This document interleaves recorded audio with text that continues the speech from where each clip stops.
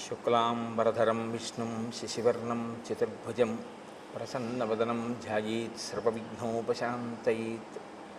గురుర్బ్రహ్మా గురుర్విష్ణుః గురుర్దేవో మహేశ్వరః గురుః సాక్షాత్ పరబ్రహ్మ తస్మై శ్రీగురవే నమః. వ్యాసాయ విష్ణురూపాయ వ్యాసరూపాయ విష్ణవే నమో వై బ్రహ్మనిధయే వాసిష్ఠాయ నమో నమః. కూజంతం రామ రామేతి మధురం మధురాక్షరం ఆరుహ్య కవితాశాఖాం వందే వాల్మీకికోకిలం. శ్రుతిస్మృతిపురాణానాం ఆలయం కరుణాలయం నమామి భగవత్పాదశంకరం లోకశంకరం. వాగర్ధావివ సంపృక్తౌ వాగర్ధప్రతిపత్తయే జగతః పితరౌ వందే పార్వతీపరమేశ్వరౌ. సూక్తిం సమగ్రయతున స్వయమేవ లక్ష్మీః శ్రీరంగరాజమహిషీమధురైః వైదగ్ధ్యవర్ణగుణగుంభనగౌరవైర్యాం కండూలకర్ణకుహరాः కవయోధయంతి. హైమోర్ధ్వపుండ్రమజహన్మకుటం సునాసం మందస్మితం మకరకుండలచారుకండం బింబాధరం బహుళదీర్ఘకృపాకటాక్షం శ్రీవేంకటేశముఖమాత్మని సన్నిధత్తాం. మనోజవం మరుతతుల్యవేగం జితేంద్రియం బుద్ధిమతాం వరిష్టం వాతాత్మజం వనరయూధముఖ్యం శ్రీరామదూతం శిరసా నమామి. ఆపదామపహర్తారం దాతారం సర్వసంపదాం లోకాభిరామం శ్రీరామం భూయో భూయో నమామ్యహం. శ్రీరామచంద్రం శ్రితపారిజాతం సీతాముఖాంబోరుహచించరీకः సమస్తకల్యాణగుణాభిరామः నిరంతరం మంగళమాతనోతు. సింధూరారుణవిగ్రహాం త్రినయనాం మాణిక్యమౌళిస్ఫురత్తారానాయకశేఖరాం స్మితముఖీం ఆపీనవక్షౌరుహాం పాణిభ్యాం అళిపూర్ణరత్నచషకం రక్తోత్పలం బిభ్రతీం సౌమ్యాం రత్నఘటస్థరక్తచరణాం ధ్యాయేత్ పరేదంబికాం. హరి ఓం. పరమేశ్వర స్వరూపైన సభకి నమస్కారం.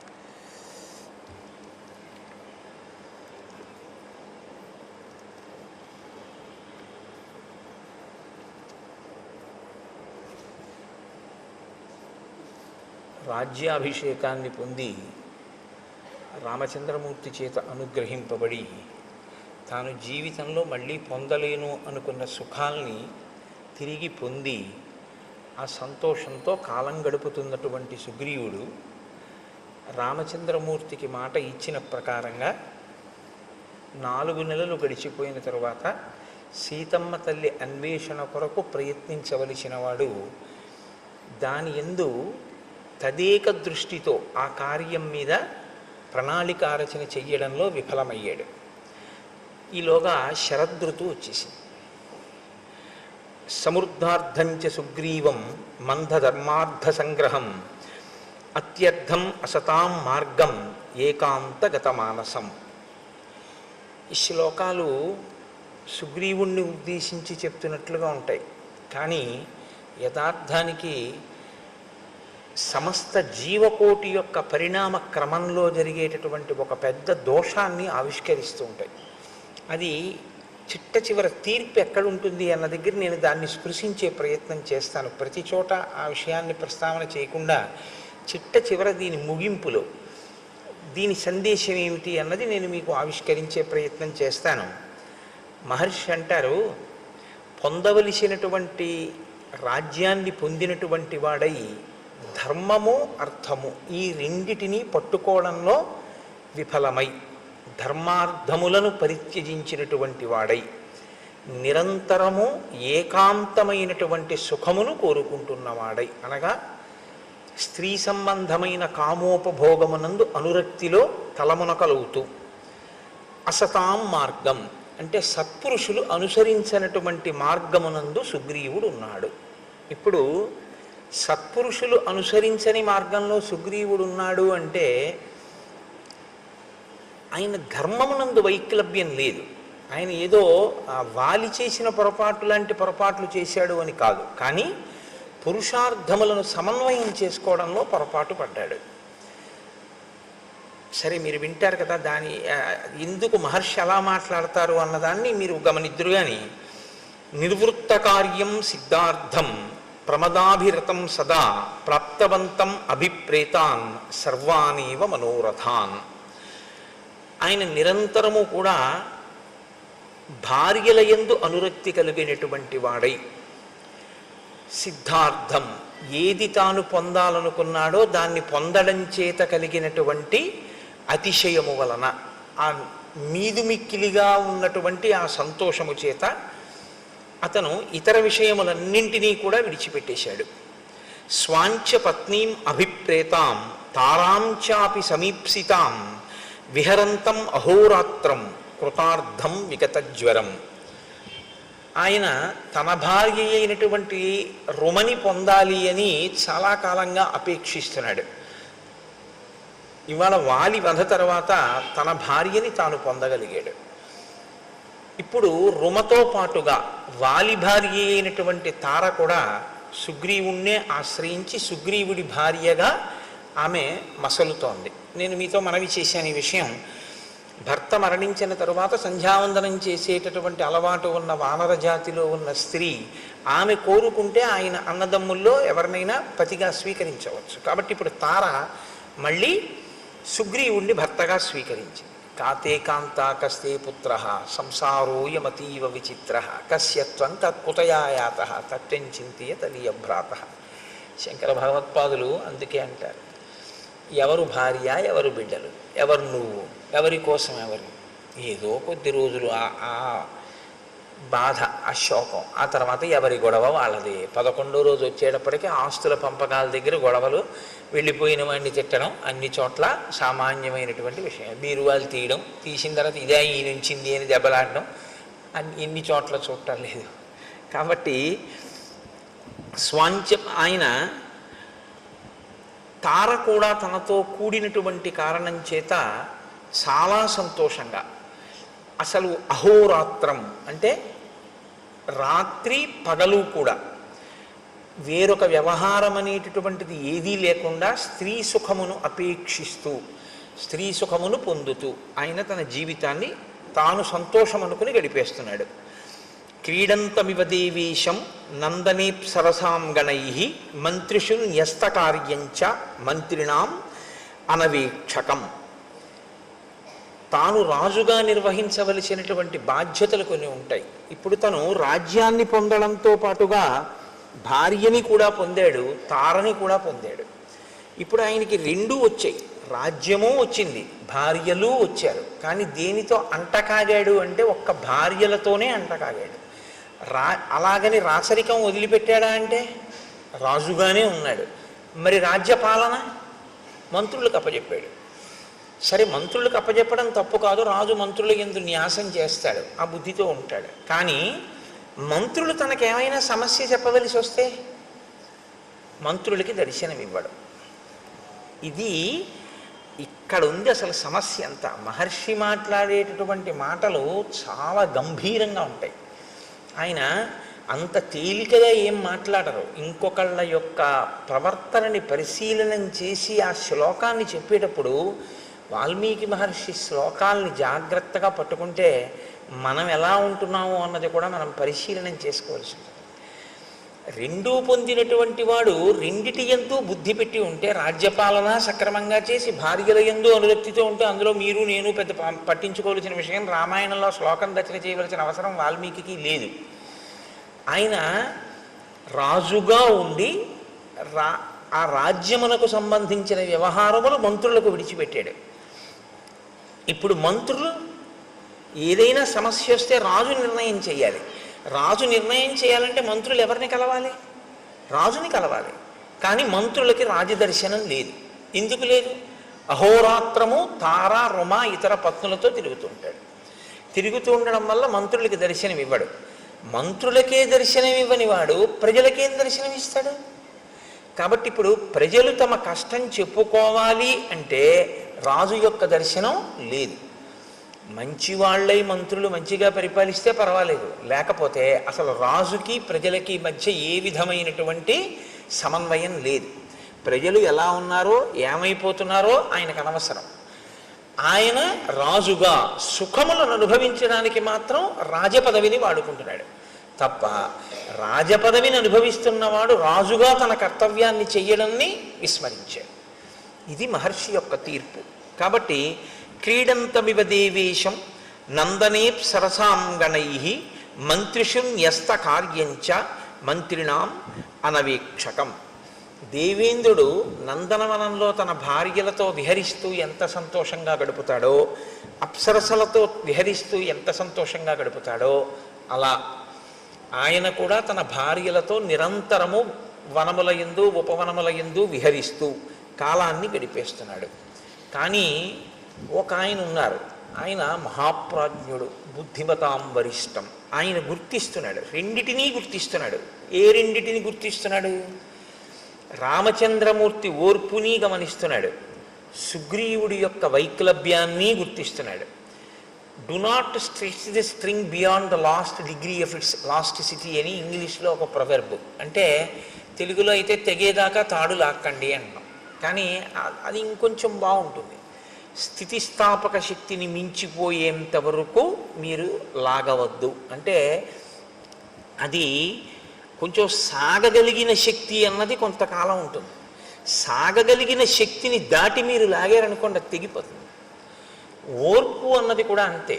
ఓర్పు పడుతున్నాడు కదా అని మీరు లాగారనుకోండి, ఆ ఓర్పు తెగిపోతుంది, అది భగ్నమైపోతుంది. అప్పుడు దాని స్థానంలో ఏమొస్తుంది అంటే, సహనము ఎక్కడ నశిస్తుందో అక్కడ రావణానికి ఉండేటటువంటిది ఒక్కటే ఉంటుంది, క్రోధం. విశేషమైనటువంటి కోపము ఒక్కసారి ఆవిర్భవిస్తుంది. కాబట్టి ఇప్పుడు హనుమ యొక్క బుద్ధి శక్తి ఎక్కడుందంటే, రామచంద్రమూర్తి యొక్క ఓపిక, రామచంద్రమూర్తి వేచి చూస్తున్న స్థితి, రామచంద్రమూర్తి యొక్క సహనము పరీక్షకి గురైపోతున్నటువంటి స్థితి వచ్చేస్తుంది. ఈయన ఏ కబురు చేయడు, ఈయన మంత్రుల మాట వినడు, ఈయన మంత్రులకి దర్శనం ఇవ్వడు, అహోరాత్రములు భార్యలతో గడుపుతున్నాడు. కాలము తనకి అనుకూలంగా ఉండాలి, ముందు తన భార్యను కూడా తీసుకొస్తే తప్ప నువ్వు నీ భార్యతో సుఖించకూడదని రాముడు అనలేదు. ఇప్పుడు వర్షాకాలం నువ్వు చాలా కష్టపడి ఉన్నావు, హాయిగా సంతోషంగా గడుపు. వర్షాకాలం అయిపోయిన తర్వాత సీతాన్వేషణమునకు ప్రయత్నం చెయ్యి అన్నాడు. వర్షాకాలం అయిపోతోందనగానే జాగరూకుడు కావాలి కదా. ఇంకా వర్షాకాలం అయిపోవచ్చింది అనేటప్పటికీ ప్రణాళిక సిద్ధంగా ఉండాలి. ఎందుచేత అంటే కార్యము ముందా ప్రణాళిక ముందా అంటే శబ్దము వెలుతురులో ఉంటాయి అవి. మీరు చూడండి, ఎప్పుడైనా ఒక పిడుగు పడుతోంది అనుకోండి, పిడుగు యొక్క ధ్వని ముందు రాదు, పిడుగుపాటు ముందు రాదు, వెలుతురు ముందు వస్తుంది. ముందు ఒక పెద్ద వెలుతురు కొడుతుంది. వెలుతురు కొట్టింది అంటే మీరు చెవులు మూసుకోవడం ఏదో చేస్తారమ్మో పిడుగు పడుతోందని. తర్వాత ధ్వని వస్తుంది, ధ్వని తర్వాత పిడుగు పడుతుంది. 3 అంచెల కింద ఉంటుంది తప్ప పిడుగుపాటు అంటే ఒక్కసారి పిడుగు పడిపోవడం ఉండదు. ముందు తెలుస్తుంది. ఒక కార్యం చెయ్యాలి అన్న దాంట్లో దక్షత అన్న మాటకు అర్థం ఏమిటంటే, పకడ్బందీగా దాన్ని ప్రణాళికారచన చెయ్యవలసి ఉంటుంది. ఇది ఇలా ఉండాలి, ఇలా ఉండాలి, ఇలా ఉండాలి అని కార్యమునకు అనుగుణంగా, కార్య సాఫల్యము కొరకు, మీ ఆనుకూల్యత కొరకు కాదు, కార్యంగా ఫలితాన్ని ఇవ్వడానికి కర్మ. మీరు ఎప్పుడు జ్ఞాపకం పెట్టుకోవాల్సి ఉంటుంది ఈ విషయాన్ని. కర్మ జడం, కర్మ తనంత తానుగా ఫలితాన్ని ఇవ్వదండి. అందుకే భగవాన్ రమణులు ఉపదేశసారం చేస్తే కర్మ తజ్జడం అంటారు. కర్మ జడమైనటువంటిది. అది ఇప్పుడు ఇది ఎంత జడమో అంటే తనంత తానుగా దీనికి ఏమీ నిర్వహణ శక్తి ఎలా ఉండదో, ఒక విద్యుత్తు దీంట్లో ప్రసరిస్తే ఇది పనిచేస్తూ ఉంటుంది. అలా కర్మ కూడా జడం. మీరు ఒక కర్మ చేశారనుకోండి, దాని వలన ఫలితం వస్తుందా అని నన్ను అడిగితే నేనేం చెప్పవలసి ఉంటుందంటే రాదు అని చెప్పడమే న్యాయమై ఉంటుంది. అదే న్యాయమైనటువంటి జవాబు. ఎందుకంటే నేను అభిషేకం చేశాను, నాకు ఫలితం వస్తుందా అని మీరు అడిగారు అనుకోండి, మీ మనసు అక్కడ పెట్టారా అని అడగవలసి ఉంటుంది. మీరు కేవలంగా ఓ నీళ్లు పోయడమో ఓ పాలు పోయడమో చేసినంత మాత్రం చేత మీకు దాని వలన ఫలితం ఏం వచ్చేది. కానీ ఏదో హీనపక్షంలో మీరు ఒక కార్యం చేశారు కాబట్టి, ఏదో అభిషేకం చేశాననేటటువంటి నటన యందు కూర్చున్నాడు కాబట్టి ఏదో కొంత ప్రయోజనం సిద్ధించవచ్చు. కానీ అభిషేక ప్రయోజనం ఎప్పుడు సిద్ధిస్తుందంటే, మీరు భక్తితో మీ మనస్సుని అక్కడ పెట్టినప్పుడు. మీ మనస్సుని అక్కడ పెట్టినప్పుడు ఒక్కొక్కసారి ఏమవుతుందంటే పదార్థముల అవసరం ఉండదు, కర్మ అవసరం ఉండదు.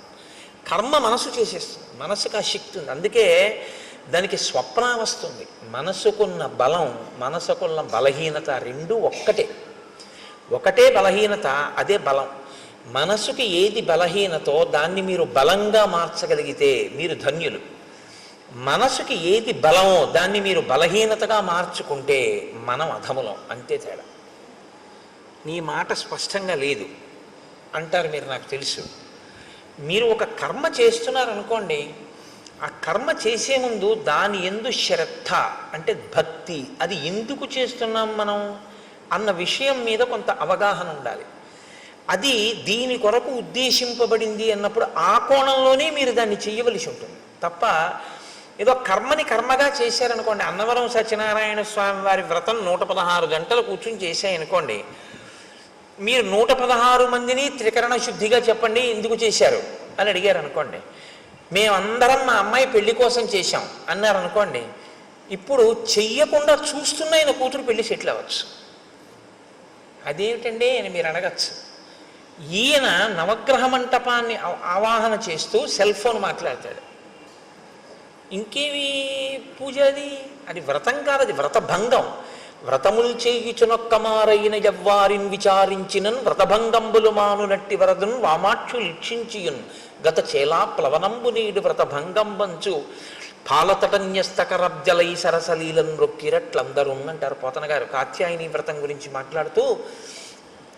ఎవరు మనసు తీసుకెళ్ళి అక్కడ పెట్టాడో వాడికి పదార్థము యొక్క అవసరం లేకుండా వాడు సృజించగలడు.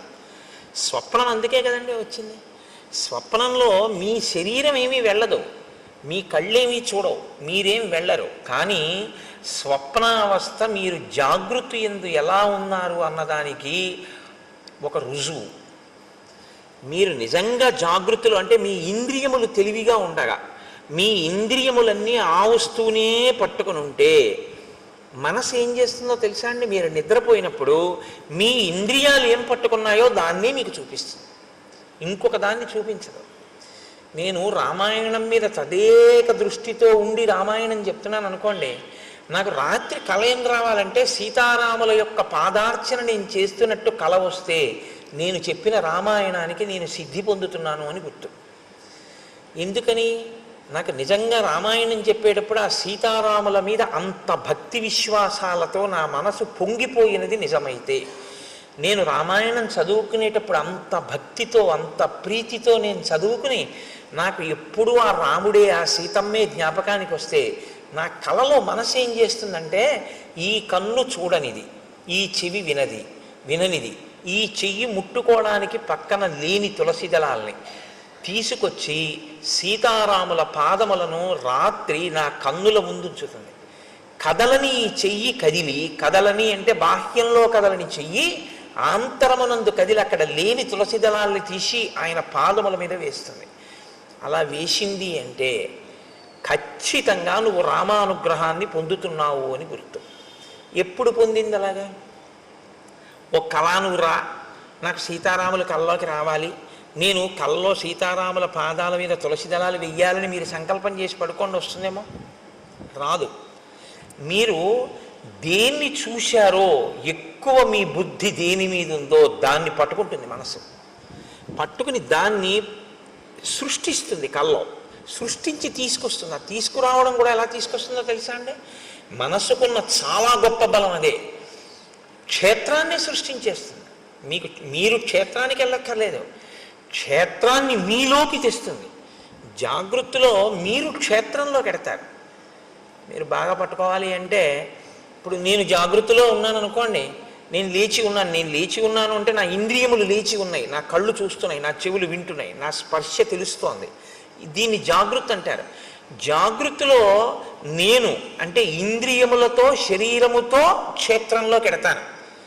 మీకు ఉదాహరణ చెప్పాలంటే, ఇవాళ సోమవారం కదండి, ఇప్పుడు నేను ఇవాళ సాయంకాలం సోమవారం కాళహస్తి వెళ్దాం అనుకున్నాను అనుకోండి, కాళహస్తి క్షేత్రంలోకి నేను నా శరీరంతో ఇంద్రియాలతోటి పెడతాను. స్నానం చేసి ఏదో పంచి కట్టుకుని గుళ్ళోకి పెడతాను, మారేడు దళాలు అట్టుకుని వెళ్ళి నా మనసు మగ్నమైపోయింది అనుకోండి. మనసు యొక్క శక్తి ఏమిటో తెలుసా అండి? శ్రీకాళహస్తిని మీలోకి తీసుకొస్తుంది. మీరు శ్రీకాళహస్తిలోకి వెళ్ళడం జాగృతిలో, శ్రీకాళహస్తి మీలోకి రావడం స్వప్నంలో. దేని శక్తి చేత? మనస్సు యొక్క శక్తి చేత.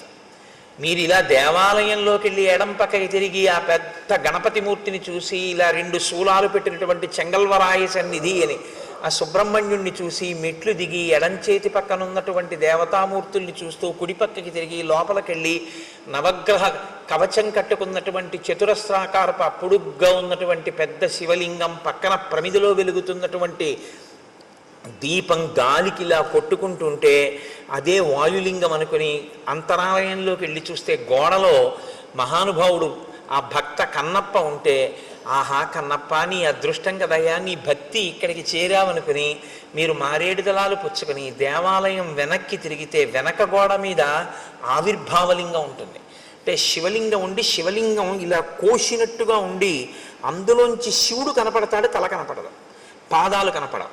అంటే ఏ పరమాత్మ యొక్క కింది భాగాన్ని పై భాగాన్ని నువ్వు తెలుసుకోలేవో, అనంతమై ఉన్నాడో, అనంతమైనటువంటి పరమాత్మ చేత పరివ్యాప్తమైన లింగస్వరూపమై బ్రహ్మాండమంతా ఉంది అని తెలుసుకోదగినటువంటి ఆవిర్భావలింగాన్ని దేవాలయం వెనకాతల చూసి మీరు వెళ్ళేటప్పుడు ఆ కుడి చేతి పక్కన మొదట ప్రదక్షిణ మార్గంలోనే ఆ దుర్గమ్మ తల్లిని చూసి వెనక ఆవిర్భావలింగం, మళ్ళీ కుడి పక్కకి తిరిగితే మీ కుడి చేతి వైపు కోష్ట గణపతి, మీరు అలా తిరిగి వచ్చి మళ్ళీ శివలింగాన్ని చూసి అలా బయటికి వెళ్ళి కుడి చేతి పక్కకి తిరిగి నడుస్తుంటే వేదిక మీద నల్లటి గుడ్డలు దీపాలు వెలిగించి పట్టుకెళ్ళి అక్కడ పెట్టేటటువంటి శనీశ్వరమూర్తి దగ్గర నుంచి వెంకటేశ్వరుడు, కనకదుర్గమ్మ వారు, మళ్ళీ మీరు ఇలా కుడి పక్కకి తిరిగితే అరుగు మీద 63 మంది నాయనార్లు, నాయనార్లను దాటిన తర్వాత ఎడం పక్కన మార్కండేయలింగం, మార్కండేయలింగం దాటి మీరు కొంచెం ముందుకెళ్ళి కుడి పక్కకి తిరిగితే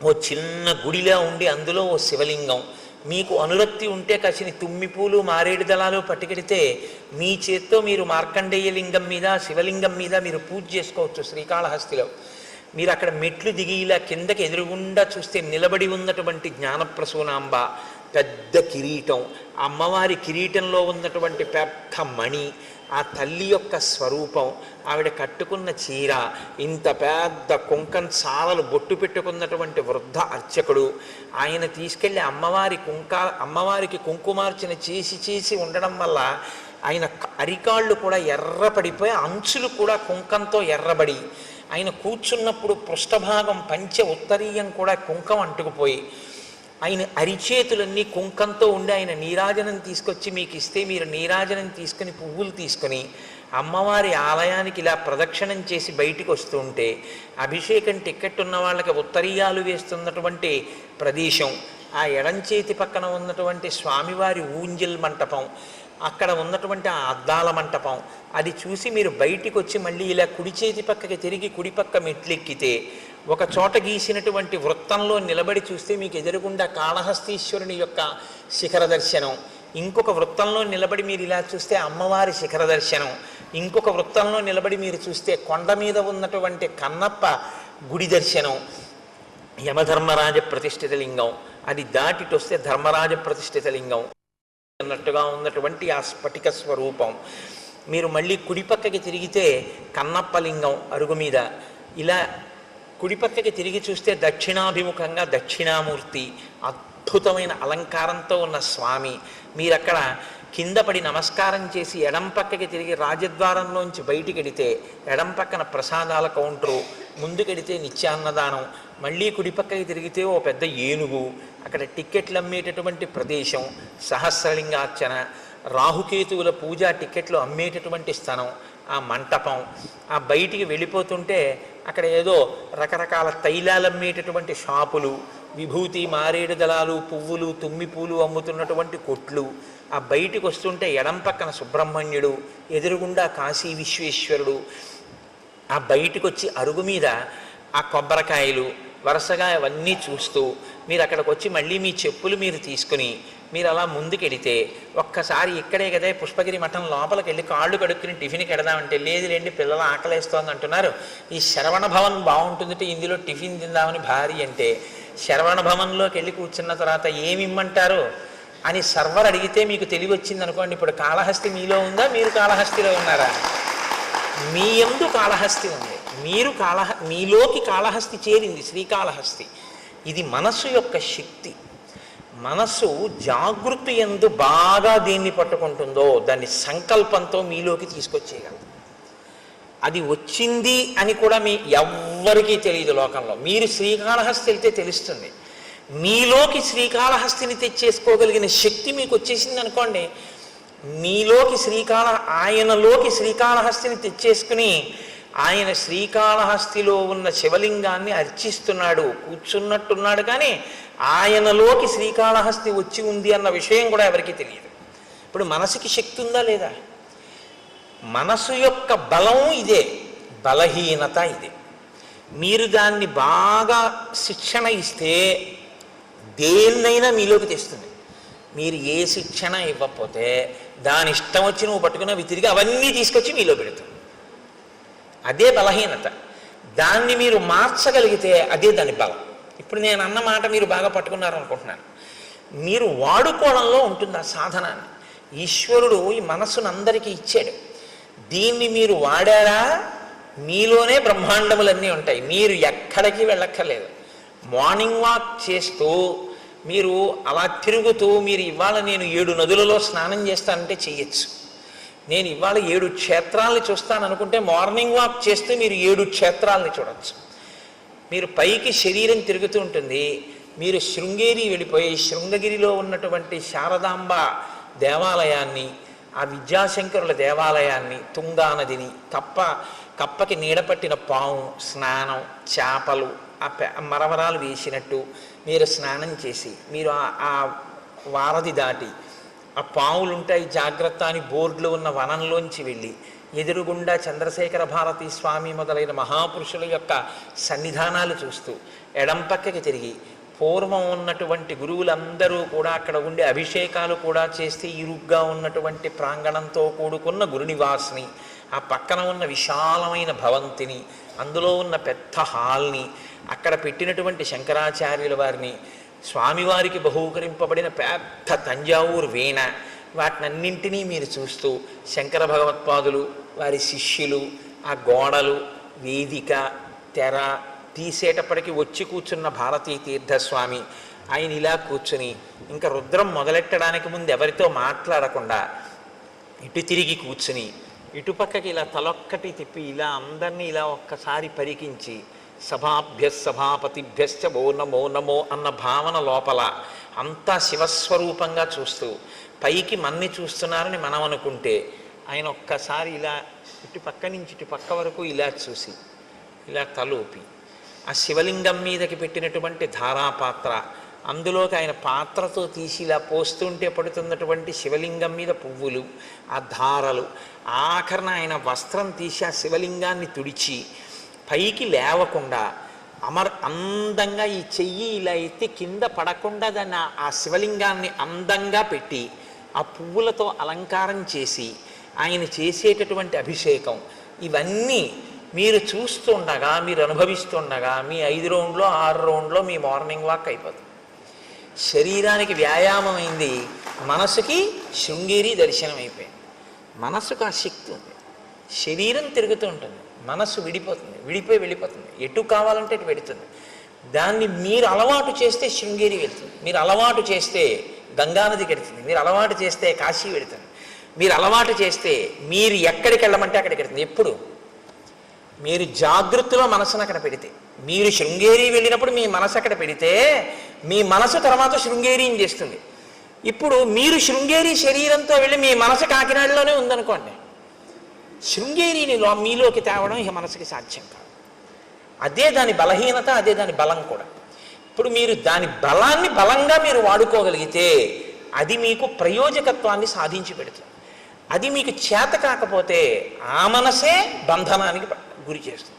అందుకే మన ఏవ మనుష్యాణం కారణం బంధమోక్షయో అంటాడు పరమాత్మ గీతాచార్యుడు. కేవలం మనస్సే, ఒకడు బంధింపబడుతున్నాడు, ఒకడు మోక్షం వైపుకి వెళ్ళిపోతున్నాడు. మీరు ఒకటి గుర్తుపెట్టుకోండి, కట్టాలన్నా విప్పాలన్నా తాడు తప్ప ఇంకోటి ఉండదు కట్టడానికి విప్పడానికి. మీరు ముందు ఇట్నుంచి తిప్పి చుట్టేస్తే కట్టు, ఇట్నుంచి తిప్పి చుట్టేసినా కట్టే. ఇప్పుడు నన్ను ఇలా కట్టేయండి అన్నారు అనుకోండి, ఓ తాడు తీసుకొచ్చి ఇలా తిప్పేసినా నన్ను కట్టేసినట్టే, ఇలా తిప్పేసినా నన్ను కట్టేసినట్టే. కట్టినా తాడే, విప్పాలంటే మీరు ఎటు కట్టారో దానికి వ్యతిరేక దశలో తిప్పేయడమే తాడు. ఇట్నుంచి కట్టారనుకోండి, ఇట్నుంచి తిప్పేస్తే విప్పేశారు. వ్యతిరేక దిశలో తిప్పితే విప్పడం, మీరు కట్టాలనుకున్నది ఏ దిశలో కావాలంటే అటు తిప్పితే కట్టడం. కట్టినా విప్పినా చెయ్యి తిప్పడంలో ఉంది. మీరు ఎటు తిప్పి ఒకలా తిప్పితే కట్టు, ఒకలా తిప్పితే విప్పడం. ఆ తాడు మాత్రం అదే. కట్టుకోవడం విప్పుకోవడం మీ చేతిలో, కట్టుకున్నా విప్పుకున్నా మీ ఇష్టం. ఈశ్వరుడు మనస్సును ఇచ్చేశారు అంతే, తాడు మీకు ఇచ్చారు. ఇది ఆశ్రమాన్ని ధన్యం చేసుకోవడం అంటారు. ఎందుకు ఎడుతున్నావు గృహస్థాశ్రమంలోకి? ఆవిడ నువ్వు కలిసి తరించడానికి. నీ చెయ్యి ఆవిడ ఎందుకు పట్టుకుందంటే 24 గంటలు నీకు కావలసిన రుచులతోటి నీకు వండి పెట్టడానికి, నీకు సంతానం కనడానికి, శరీరం జర్జరీభూతమైపోయేంత వరకు కూడా కామప్రచోదనంతో బతకడానికి ఇవ్వలేదు ఆవిడ్ని కన్యాదాత. ఆవిడ్ని నీ పక్కన ధర్మపత్నిగా పెట్టుకుని నువ్వు పుణ్యకర్మలు చేసి నీ పుణ్యంలో సగభాగం ఆవిడికిచ్చి ఆవిడ్ని ఉద్ధరిస్తావన్న ఉద్దేశ్యంతో ఆవిడ్ని ఇచ్చాడు. నువ్వు స్వీకరించింది ధర్మపత్నిగా, కేవలం కామపత్నిగా నువ్వు అనుభవిస్తానంటే నీ కర్మ అంతే. ఎవరు జోక్యం ఏం చేసుకోరు అందులో. కానీ పాడైపోవడం అనేది మాత్రం జరిగిపోతూ ఉంటుంది అంతే. కాలం ఆగదు కదండి, వెళ్ళిపోతుంది కాలం. ఆ కాలంలో నువ్వు ఏం పట్టుకున్నావో, కామం ఒక్కటే పట్టుకున్నావు. ఏది వదిలిపెట్టేశావో, ధర్మముతో అర్థాన్ని, ధర్మానికి కామాన్ని ముడేయడం మర్చిపోయావు. కామము ధర్మబద్ధమే కావచ్చు, భార్యతోనే ఉన్నావు, కానీ కాలమంతా దానికే ఉపయోగించావు. ఇప్పుడు మరి మిగిలినవి ఏమైపోయాయి? పురుషార్థాలు. మరి ధర్మం ఏది, అర్థం ఏది? అప్పుడు ఇంకా మరి ఒక పురుషార్థంతోనే పట్టు కూర్చుంటే జీవితం ఏది? మితిమీరిన వ్యామోహమైంది తప్ప అది పురుషార్థ సమన్వయం ఎలా అయింది? పాడవుతున్నట్ట, సన్మార్గంలో ఉన్నట్ట. అందుకనన్నారు మహర్షి, సత్పురుషుల మార్గమును విడిచిపెట్టాడు అన్నారు. అంటే పురుషార్థములను సమన్వయం చేసుకోవడం రాలేదు. రాజ్యాన్ని వదిలిపెట్టి కేవలం భార్య యందు మనసు పెట్టుకున్నాడు. ఇంకొక ఆయన మహాపురుషుడు, ఆయనేం చూస్తున్నారు? ఆయన తిరిగారు ఈయనతో పాటే, హనుమ. ఆయన అప్పుడు ఆయనకి ఒకటే, ఇప్పుడు ఆయనకి ఒకటే. ఇప్పుడు ఆయన ఏం ఆలోచిస్తున్నారు?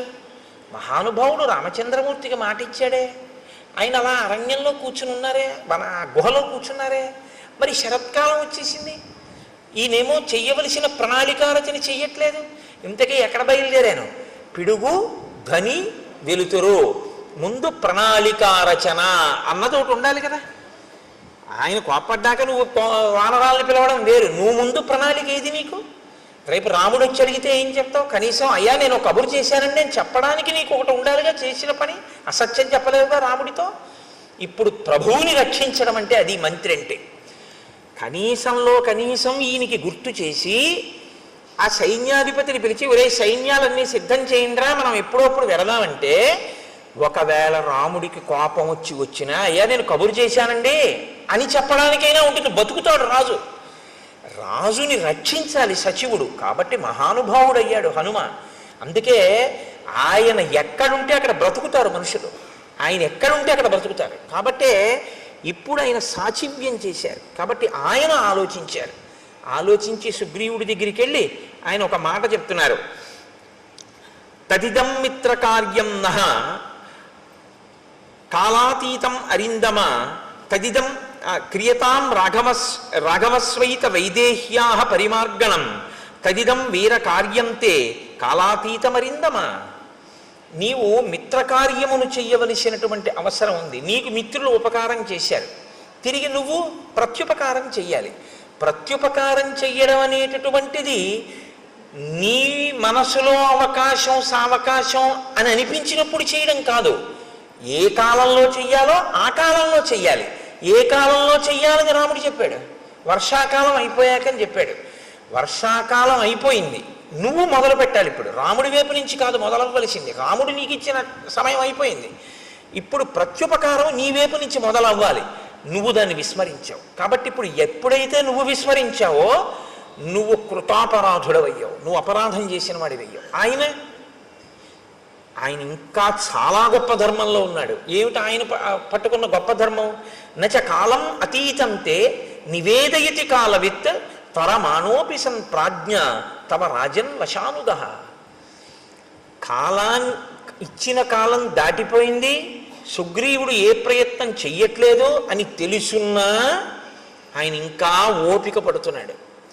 పోన్లే చూద్దాం చూద్దాం చూద్దాం అని ఆలోచిస్తున్నాడు. నీ అంత నువ్వు ముందుకొస్తే తనొక కఠినమైన మాట అన్నానన్న బాధ తనకి మిగలకూడదని నువ్వు ఇది గుర్తించట్లేదు. గుర్తించకుండా కాలమును దుర్వినియోగం చేస్తున్నావు.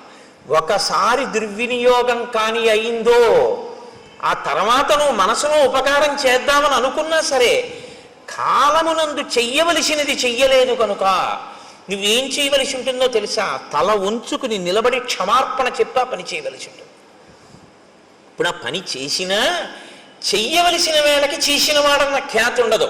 మరిచిపోయి గుర్తు చేస్తే చేసిన వాడన్న పేరు వస్తుంది. చెయ్యలేదా చేసావు, ఉపయోగం ఉందా? లేదు. మీకండి రామాయణంలో టైం మేనేజ్మెంట్ అని ఇవ్వాలంటున్నారు. ఈ టైం మేనేజ్మెంట్ అన్న దాని కోణంలో రామాయణాన్ని మాట్లాడితే శ్రీరామాయణము టైం మేనేజ్మెంట్ అంటే కాలమును చక్కగా దక్షతతో వినియోగించుకొనుట అని నిజంగా మేనేజ్మెంట్ సైన్సెస్ చదువుకునేటటువంటి స్టూడెంట్స్కి శ్రీరామాయణంలోంచి కానీ అన్వయం చేస్తే నేను మీకు నిజం చెప్తున్నాను, ఎక్కడా దొరకనంత గొప్ప విషయాలన్నీ శ్రీరామాయణంలో ఉన్నాయి. ఎంత గొప్పగా మాట్లాడతాడో, ఎన్ని చోట్ల వస్తుందో. చెయ్యవలసిన సమయమునందు చెయ్యవలసిన పని సుందరకాండలో కూడా అత్యద్భుతంగా ప్రస్తావన చేస్తారు దీని గురించి. కాబట్టి అందుకే నేను మీతో మనవి చేసింది, శ్రీరామాయణం అనేక కోణములలో మనకి నేర్పుతుంది.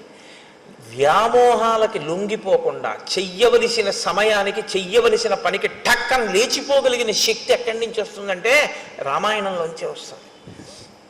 కాబట్టి నచ కాలం అతీతంతే నివేదయతి కాలవిత్ తరమాణోపి సన్ ప్రాజ్ఞ తవ రాజన్ వశానుగ అని అకర్తురపి కార్యస్య భవాన్ కర్తా హరీశ్వర కిం పునః ప్రతికర్తుస్తే రాజ్యేన చ వధేన చ.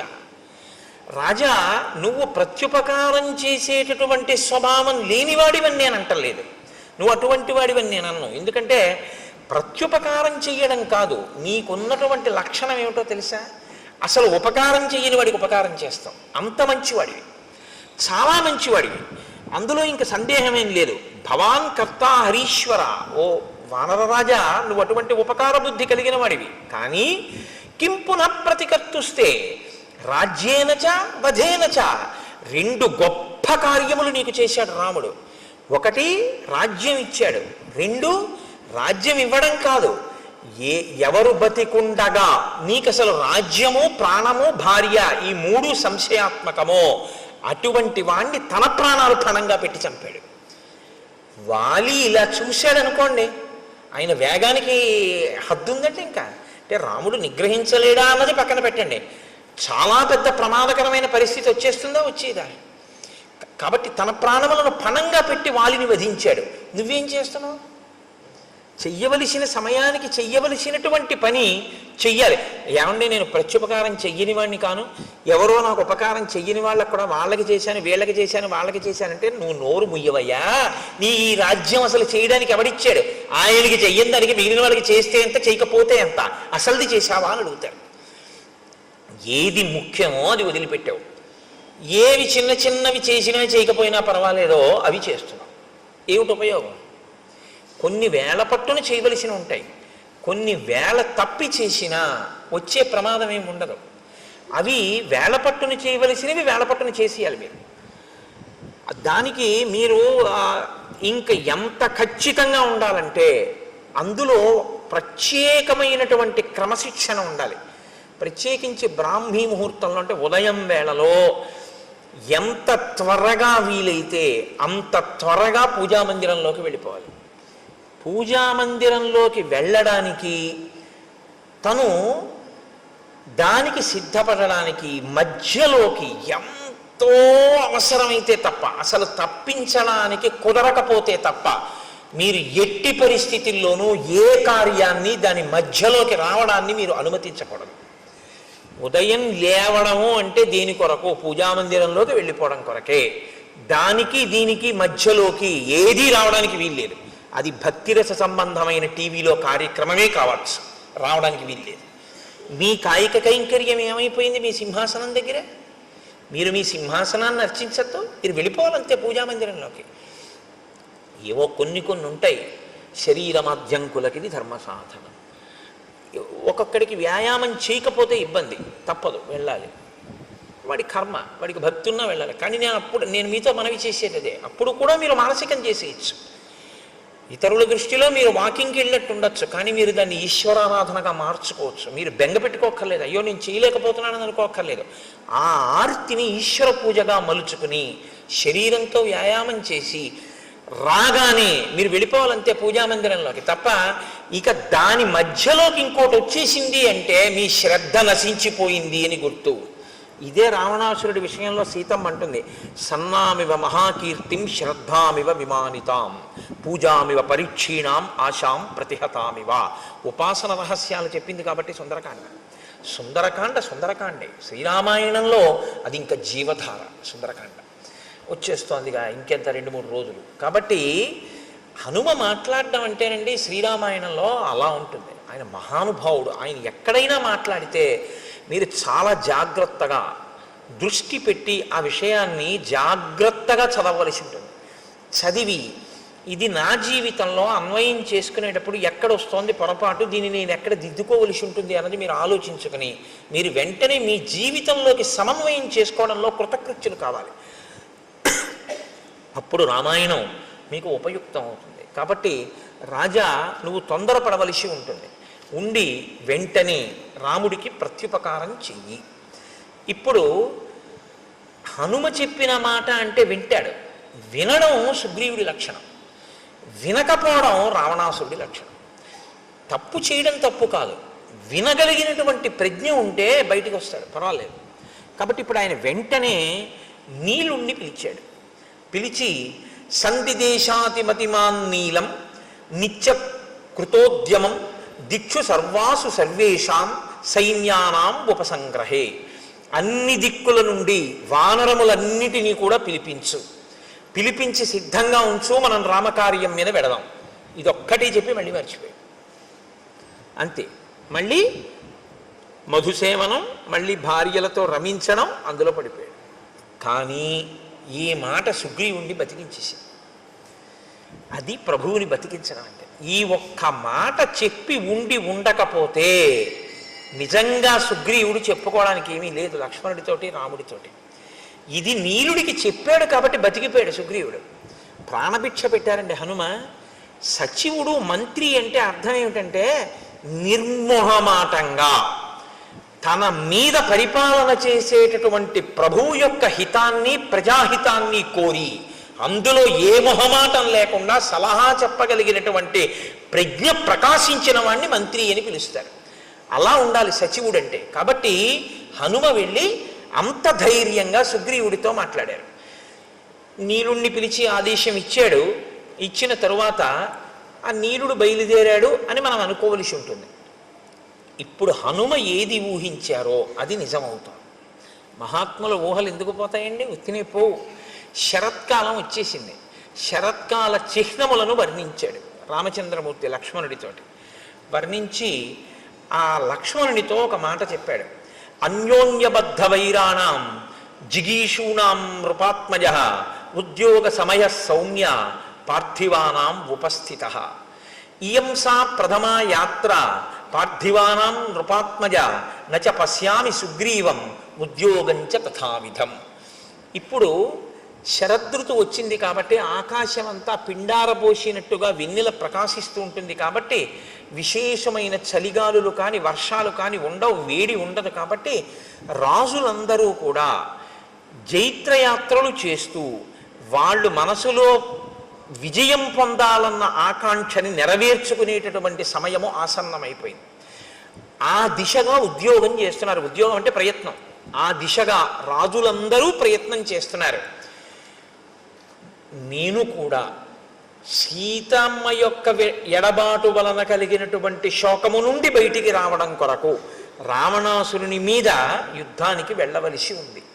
కానీ ఎవరు నాకు ఇందులో తోడ్పడాలో ఆ తోడ్పడవలసినటువంటి ప్రధానమైన వ్యక్తి అయిన సుగ్రీవుడు మాత్రం అసలు దీని గురించి పట్టించుకున్నట్లు లేదు, విస్మరించాడు. అసలు ఇటువంటి ప్రయత్నం ఒకటి చెయ్యాలి అన్న ఆలోచన ముందు ఎవరికి రావాలో, ఇప్పుడు ఎవరికి వస్తే తప్ప కదలదో ఆయనకి రాలేదు. అంటే రాముడు ఒక్కడు చేయలేడా అండి? నరుడి కథగా మీరు వినండి. నేను మీతో తరచూ మనవి చేస్తున్నాను. ఇప్పుడు ఈ ఆక్రోశంలోంచి ఏ మాట వస్తుందో అదే వస్తుంది. మన్ని ఒక ఆయన పట్టించుకోలేదనుకోండి, అస్సలు ఏ ప్రాధాన్యత ఇవ్వకుండా ఏమీ పట్టించుకోకుండా నేను చేస్తానులేండి తప్పకుండానని అసలు ఆయన చేయడానికి దాని గురించి ఆలోచనే లేదనుకోండి, అప్పుడు మీరేమంటారు? అవును, నా గురించి ఎందుకు పట్టించుకుంటాడు, ఇప్పుడు నా అవసరం ఏం లేదుగా, ఇప్పుడు నా పని ఆయనకి ఏం లేదు, నన్ను చేతకానివాడు అనుకుంటున్నాడు, నేనేం చేయలేను అనుకుంటున్నాడు, అందుకని ఇప్పుడు నా గురించి అసలు ఆలోచన ఎందుకు చేస్తాడు? నేను వెళ్ళి ఆయన్ని అడిగితే చేసి పెడతానన్నాడు, కానీ కనీసం ఏమన్నా నేను ఇలా చేస్తాను చేయట్లేదు, మీ మాట నాకు జ్ఞాపకం ఉందని కూడా అంటలేదు. చూసావా, అంటాడా? అండా. నరుడన్న వాడి మనస్వభావం అలాగే ఉంటుంది. దీని తరువాతి మాట అదే రావాలి. అలా రాకుండా ఏదో త్రికాల వీధిలా వశిష్ఠుల్లా విశ్వామిత్రుల్లా నాకు తెలుసు నీలుణ్ణి పంపించాడు, ఆ తర్వాత వ్యామోహంలోంచి బయటకు వస్తాడు, ఇలా మాట్లాడాడు అనుకోండి, నరుడు అవడు. నేను అందుకే మీకు తరచు మనవి చేస్తుంటాను, శ్రీరామ కథ నరకథ. ఒక నరుడు ఎలా ప్రవర్తిస్తాడో అలాగే మాట్లాడతాడు అని చెప్తుంటాను. కాబట్టి ఆయన అన్నాడు, అనాదో హృతరాజ్యోయం రావణేన చ దర్శిత దీనో దూరగృహ కామి మాం చైవ శరణంగతః. లక్ష్మణ, సుగ్రీవుడు ఏమనుకుంటున్నాడో తెలుసా? అనాథో, నేను అనాథుణ్ణి, నాకెవరు లేరు, నన్ను పట్టించుకునే వాళ్ళు లేరు. హృతరాజ్యోయం, నా రాజ్యం పోయింది. రావణేన చ దర్శిత, నేను రావణుడి చేత అవమానింపబడిన వాణ్ణి. దీనో, దీనుణ్ణి, నా భార్యని నేను రక్షించుకోలేని స్థితిలో ఉన్నవాణ్ణి. దూరగృహ, ఇంటి నుంచి చాలా దూరంగా ఉన్నాను, కష్టం చెప్పుకోవడానికి కూడా ఎవరూ లేరు. కామి, భార్య గురించి పరితపిస్తున్నటువంటి వాణ్ణి. మాం చైవ శరణంగత, నేను ఆ సుగ్రీవుణ్ణి శరణాగతి చేసి ఉన్నవాణ్ణి. కాబట్టి ఇప్పుడు ఆయన అనుగ్రహాన్ని బట్టిన జీవితం తప్ప నా గురించి ఆయన పట్టించుకోవాలని ఎక్కడుంది లక్ష్మణ? ఈ మాట లక్ష్మణుడికి కోపం తెప్పిస్తుందా తెప్పించదా? అన్నయ్య ఏడిస్తే చూడలేని స్వభావం అనుకోండి. ఒక ఆయనకి రక్తం చూస్తే కళ్ళు తిరిగి పడిపోతాడు. ఆయన్ని తీసుకెళ్ళి మీరు నా గోరు చుట్టూ ఆపరేషన్ చేసేటప్పుడు నువ్వు నా చెయ్యట్టుకో అంటే మీరు బాగానే ఉంటారు. ఆయన్ని తర్వాత మీరు సోడా క్యారేజ్ ఆయనకి తేవాలి కదా. ఆయన రక్తాన్ని చూస్తే తట్టుకోలేడు అన్నప్పుడు మీరు ఆయన్ని తీసుకెళ్ళకూడదు మీ గోరు చుట్టూ ఆపరేషన్ చేయించుకోవడానికి కదండి. అంతేకాని మరి లక్ష్మణుడు రాముడి ఖేదాన్ని చూడలేడని రాముడికి తెలుసు, మరి ఎందుకు మాట్లాడుతున్నాడు అంటే ఒక్కొక్కసారి లోపల ఉన్నటువంటి శోకాన్ని ఆపడాన్ని నిగ్రహించడం ఎవ్వరికైనా సాధ్యం కాని స్థితి వస్తుంది. నరుడంటే అంతే. మనుష్యుడు అన్న మాటకు అర్థం ఏమిటంటే నిగ్రహించలేనంత బాధ కలుగుతుంది. అది తన భార్య విషయంలో కలిగితే ధర్మబద్ధం అండి. అది పరకాంత ఎందుకు కలిగితే తప్ప తన భార్య ఎందుకు కలిగితే వేళ దాటిపోతోంది, శరదృతువు కూడా వచ్చేసింది. మరి ఆయన బాధపడ్డాడంటే అందులో తప్పే ఉంది.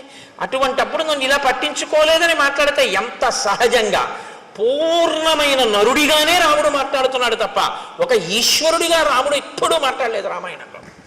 కాబట్టి ఇత్యేతై కారణై సౌమ్య సుగ్రీవస్య దురాత్మనః అహం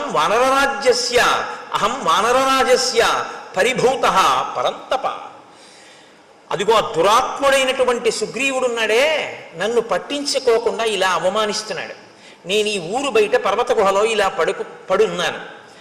తం ప్రవిశ్యచ కిష్కింధాం బ్రూహి వానరపుంగవం మూర్ఖం గ్రామ్య సుఖే సక్తం సుగ్రీవం వచనాన్ మమ. నువ్వు కిష్కింధా నగరంలోకి వెళ్ళు, అంతఃపుర ప్రవేశం చేయి, ఆ సుగ్రీవుడి దగ్గరికి వెళ్ళు.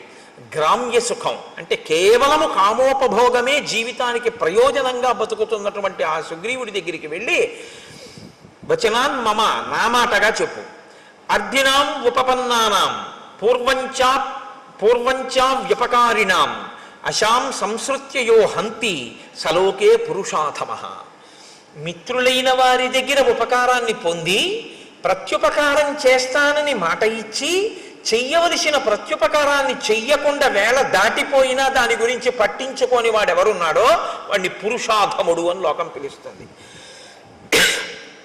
శుభం వా యది వా పాపం యోహి వాక్యం ఉదీరితం సత్యేన ప్రతిగృహ్ణాతి సవీర పురుషోత్తమ. ఆ చేసేటటువంటిది పాపమా పుణ్యమా అన్నది కూడా పక్కన పెట్టి మిత్రుడికి ఇచ్చినటువంటి మాటకి కట్టుబడి ఆ కార్యం చెయ్యడానికి ప్రయత్నించేవాడెవడో వాణ్ణి పురుషోత్తముడు అని పిలుస్తారు. కృతార్థాహ్య కృతార్థానాం మిత్రాణం న భవంతి తాన్ మృతానపి క్రవ్యాదాహ కృతఘ్నాన్ నోపభుంజతే.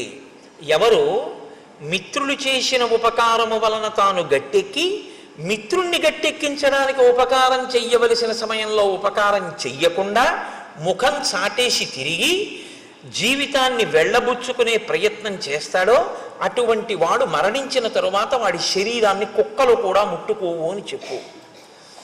నూనం కాంచన పృష్టస్య వికృష్టస్య మయారణే ద్రష్టుం ఇచ్చతి చాపస్య రూపం విద్యుద్గణోపమం. బంగారు మొనలతో ఉన్నటువంటి నా ధనస్సుని పట్టుకుని నేను మళ్ళీ యుద్ధభూమిలో నిలబడి వింటినారిని విప్పి ధనస్సుని వంచి వింటినారిని కట్టి నా అక్షయ బాణ తూణీరంలోంచి మెరిసిపోతున్న బంగారు బాణాన్ని వింటినారిని టంకారం చేసి బాణమును తొడిగి ప్రయోగించడానికి సిద్ధపడినప్పుడు వచ్చేటటువంటి పిడుగుల ధ్వనిని వినాలని సుగ్రీవుడు కోరుకుంటున్నాడేమో కనుక్కో. అంటే విడిచిపెట్టడానికి సిద్ధంగా లేనని చెప్పు. ఎంత మర్యాదగా ఉంటుందో చూడండి ఆ మాట. నిన్ను చంపేస్తానో అనడు, నా బాణపు అల్లెత్రాడు కట్టి బాణప్రయోగం చేయడానికి సిద్ధంగా ఉన్నప్పుడు నేను చేసేటటువంటి ధనుష్టంకారాన్ని యుద్ధభూమిలో వినాలనుకుంటున్నాడా అడుగు. అంటే శత్రువుగా నిలబడిపోవలసి వస్తుందని గుర్తుపెట్టుకోమ్మను అని కఠినంగా మాట్లాడడం. ఆ మాటలో కూడా ఎంత సౌమ్యంగా ఉంటుందో, అప్పుడు కూడా ఎంత మాటలో ఎక్కడ మీకు అశ్లీలత కానీ అసలు ఆ మాటలో వ్యగ్రత కానీ కనపడవు. అంత అందంగా ఉంటుంది ఆయన మాట్లాడితే. అందుకే శ్రీరామాయణాన్ని బాగా చదివి రామాయణం బాగా జీర్ణమైనటువంటి వాళ్ళు కోపంతో మాట్లాడినా అందంగానే ఉంటుంది. ఎందుకంటే ఆ భాష అటువంటి సుసంపన్నమైన హృదయం అలవాటు అవుతాయి. కాబట్టి నచ సంకుచిత పంథ ఏన వాలీహతో గత సమయే తిష్ట సుగ్రీవ మా వాలి పదమన్వగాహ. వాలి విడిపోయినటువంటి మార్గం ఇంకా మూసుకుపోలేదు, తెరిచే ఉందని గుర్తు చెయ్యి. అలా వెళ్ళాలి అనుకోకపోతే తానన్న మాట నిలబెట్టుకోమన్నానని చెప్పు. వాలి వెళ్ళిన మార్గం మూసుకుపోలేదంటే అటు పంపిస్తానని చెప్పంటే వాలికి వెళ్ళాడు, మృత్యువుని పొందాడు, అదే పొందుతాడని చెప్పు. ఆ మాట నోటితో అనడం. ఎందుకంటే మిత్రుడి విషయంలో అసలు ఆ మాట నోటి వెంట రాకూడదు. కాబట్టి ఎంత అందంగా మాట్లాడుతున్నాడో చూడండి. తన ధర్మం నుంచి తాను ఒక్క అడుగు తొట్టు పడకుండా నిలబడుతుంటాడు ఎప్పుడు. ఆ కోపంలో కూడా. అందుకే ఆయన మహానుభావుడు కోపం తెచ్చిపెట్టుకుంటాడు తప్ప కోపానికి వశుడు కాడాయన. ఆయన ఒక్క అరణ్యకాండలోనే అలా వశుడైంది.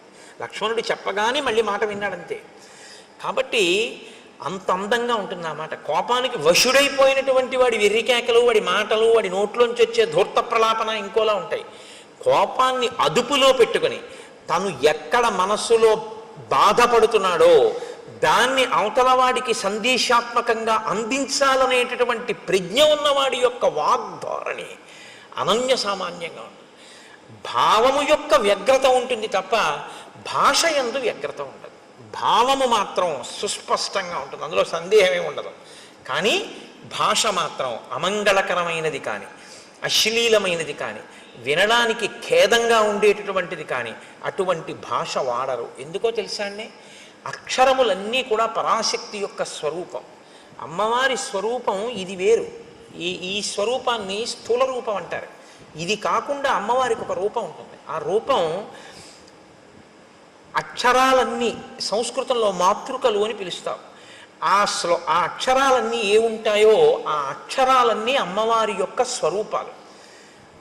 శబ్దము మనం అక్షరాన్ని ఉపయోగించడానికి నాలుకని తిప్పినప్పుడు ఉపయోగించేటటువంటి మాట ఉందే, అది ఆ శక్తి అమ్మవారి అనుగ్రహంతో పలుకుతాం అక్షరాలు. అందుకే అక్షరములే పదములవుతాయి, పదములు వాక్యములవుతాయి, వాక్యములలో అర్థం ఉంటుంది. మీరు అక్షరాల్ని ఎన్ని మాటలు దుర్వినియోగం చేశారో అన్ని మాటలు పరాశక్తి లెక్కలోకి తీసుకుంటుంది. వీడు నా స్వరూపాన్ని ఖేదపరిచాడు, అక్షర స్వరూపాన్ని దుర్వినియోగం చేశాడు అని. అందుకే మాట చాలా పొందికగా ఉండాలి తప్ప మాటలో అసలు ఏ మాటలు నోటి వెంట రాకూడదో ఆ మాటలు నోటి వెంట తరచు ప్రయోగించడం కానీ, ఏ మాటలు నోటి వెంట అస్తమానం మాట్లాడకూడదో ఆ మాటల్ని వాడడం కానీ చేయకూడదు. మాటకున్నటువంటి బలహీనత ఏమిటో తెలుసా అండి? మనసు పట్టుకుంటుంది. దానికి అదొక పెద్ద ఇబ్బంది. నేను మీతో చెప్పాక బలహీనత బలం అవే. మీరు చాలాసేపు మీకు రాకపోయినా మీరు అలా వినండి. ఆ గురు ప్రార్థన అదే పనిగా ఓ గంట సేపు విన్నారనుకోండి, అంతవరకు ఎందుకండి, పోనీ గురు ప్రార్థన కాసేపు వదిలేయండి, పోనీ ఏదో సంస్కృతంలో సంక్లిష్ట పదజాలంతో ఉందండి అంటారా, పక్కన పెట్టేయండి. మీరు ఏదో రామదాస్ గారి కీర్తన పెట్టుకుని ఒక గంటన్నరో అలా కీర్తనలు విన్నారనుకోండి, అన్ని కీర్తనల మీద మీ మనస్సు నిలబడదు. వచ్చిన బాధ మీకు ఏదో ఒక కీర్తన మీదకి వెళ్ళి మనసు రంజిల్లుతుంది, పొంగుతుంది. అది మీరు ఏం చేస్తారంటే రీప్లే నొక్కి మళ్ళీ వింటారు. అంతా అయిపోయిన తర్వాత ఒరే అదొక్కసారి మళ్ళీ పెట్టు అని మళ్ళీ వింటారు. అయిపోయిన తర్వాత మీరు తువ్వాలు ఆరేసుకోవడానికి వెళ్ళి తక్కువేమి మనకు రాముండొక్కడుండు వరకు అంటారా అనరా? మీకు సంగీతం వచ్చని అన్నారా? పట్టేసుకుంది నాలుక. మీరు చూడండి, నోట్లో ఆడుతోందిరా ఇవాళ ఇది పోవట్లేదు అంటాడు. మీరు వినకూడనిది విన్నా అంతే పట్టుకుంటుంది. మీరు అదే పనిగా ఏవి వినకూడదో అవి వింటున్నారు అనుకోండి, అవే వస్తాయి. ఇవాళ దేశంలో ఉన్నటువంటి పెద్ద దౌర్భాగ్య స్థితి ఏమిటో తెలుసా అండి? నేను పదే పదే విమర్శించానని మీరు అనుకోవద్దు. ఇలా నొక్కితే మారేటటువంటి వాటిలో మీ కళ్ళ ముందు మీ చెవులకి ప్రధానమైనటువంటి ఇంద్రియాలన్నింటికీ కూడా మీరు అదే పనిగా పిల్లలకి విషాన్నే అందిస్తున్నారనుకోండి, వాళ్ళ మనసు ఎక్కడికి వెళ్ళిపోయి కూర్చుంటుంది? అక్కడే కూర్చుంటుంది. దాని మీదే వాడికి వ్యామోహం పెరిగిపోతుంది. ఇంకా ఇంద్రియాలు ఎప్పుడూ దాని మీదే పనిచేస్తే మనసు దాంతో తాదాత్మ్యత చెందిపోతుంది, వెంపర్లాడిపోతుంది దానికోసమే. అదే చూడాలి, అదే చూడాలి, అదే చూడాలి తాపత్రయం. ఏమిటి చూడడానికి ఇందులో అని పడుకోలేడు. మారి మారి మారి మారి అది రామకృష్ణ పరమహంస మాటల్లో అయితే నల్లమందు మరిగిన నెమలి అంటారు. ఆయన మనస్సు గురించి మాట్లాడుతూ ఒకసారి ఎంత చెప్పినా శిష్యుడికి అర్థం కాలేదు. అర్థం కాకపోతే ఆయన అన్నారు, నీకు చూపిస్తాను చూడు మనస్సు అంటే ఎలా ఉంటుందో అన్నారు. ఇవాళ మధ్యాహ్నం 3 అయింది కదా, ఇప్పుడు నీతో నేను మాట్లాడుతున్నప్పుడు లోపల నల్లమందు ఉంది, ఓ నల్లపూసంత నల్లమందు పట్టరా అన్నారు. నెమలి ఎప్పుడు తినలేదు, నెమలి ఏదో తింటూ ఉంటుంది. అలా తింటున్న నెమలిని పిలిచి ఆయన నల్లమందు అక్కడ పెట్టి తినిపించారు. ఆ చిన్న నల్లమందు గుళిక తిండేది. అది మర్నాడు 3 గంటలకు వచ్చేసింది.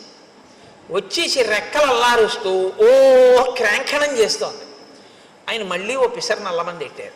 అది మళ్ళీ తినేసి వెళ్ళిపోయింది అంతే వెంటనే. ఇక 3 అయ్యేటప్పటికి మీరు ఎన్ని పెట్టండి, ఆ నల్లమందు పెట్టకపోతే మాత్రం దానికి నిద్ర పట్టదు. అది ఇంకేమీ తినదు. అది మిగిలిన వాటిని కూడా పొడి చేస్తుంది. అంటే అంత గొప్ప నెమలి ఒక్కసారి నల్లమందు పుచ్చుకోవడానికి అలవాటు పడింది అంతే. ఇప్పుడు అది నల్లమందుకి బానిసైంది.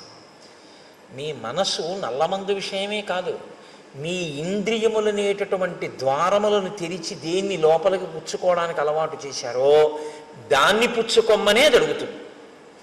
మీరు అదే పనిగా ఒక దానికి అలవాటు పడిపోయారనుకోండి, ఇంక అదే పని. ఏమున్నదండి ఇప్పుడు ఇవాళ లోకంలో? నేను తరచు విమర్శించానని మీరు దయచేసి ఏమనుకోవద్దు. వేళ లేదు, పాలలేదు.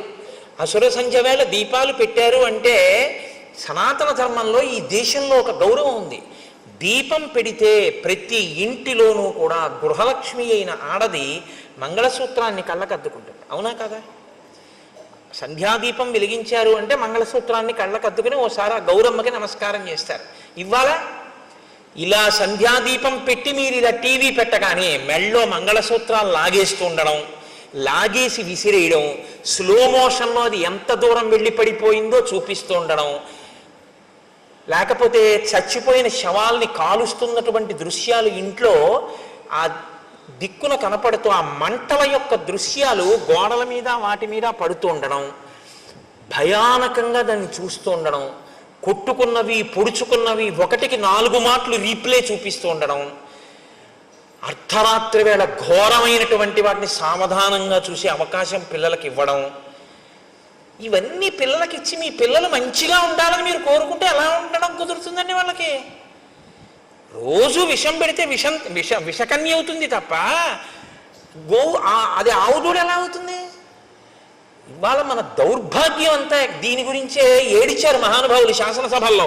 సంస్కృతి నశించిపోతుందా అని ఏడిచారు. సంస్కృతి నశించిపోయాక నీకు భౌతిక భోగం ఎంతున్నా దానివల్ల ఉపయోగం ఏమీ ఉండదు. Scientific advancement without an iota of restraint is totally dangerous to the entire society. మీరు ఆలోచించండి నేను అన్నమాట.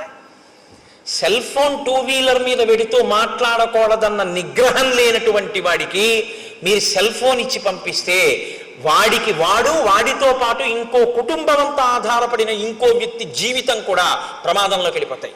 సైంటిఫిక్ అడ్వాన్స్మెంట్ తప్పనాలా మనిషికి సెల్ఫ్ రెస్ట్రైంట్, తనని తాను నిగ్రహించుకోగలిగిన శక్తి లేకపోవడం తప్పనాలా? నిగ్రహం లేకపోవడం తప్పు. నిగ్రహం అస్తమానం నీకు ఎవడు నేర్పుతాడు? అంగుళం పోలీసుల్ని పెట్టి నీకు నేర్పుతారా? మనిషివి కాబట్టి నీకు ఉండాలి. మనిషిగా ఎలా బతకాలో రామాయణం చదివితే వస్తుంది. ఆ రామాయణం అందుకే మనుషులుగా ఇబ్బంది లేకుండా బ్రతకగలిగినటువంటి స్థితి కావాలి అంటే మీరు ఏది చూడొచ్చో ఏది చూడకూడదో, మీ మనసు ఎందుకు పాడవుతుందో, మీ మనసు ఎందుకు పవిత్రం అవుతుందో మనోరంజకత్వం కోసం కావలసి ఉంటుంది. మనోరంజకత్వం అంటే నువ్వు కాసేపు సంతోషంగా ఉల్లాసంగా గడపాలి అంతే, అంతవరకే.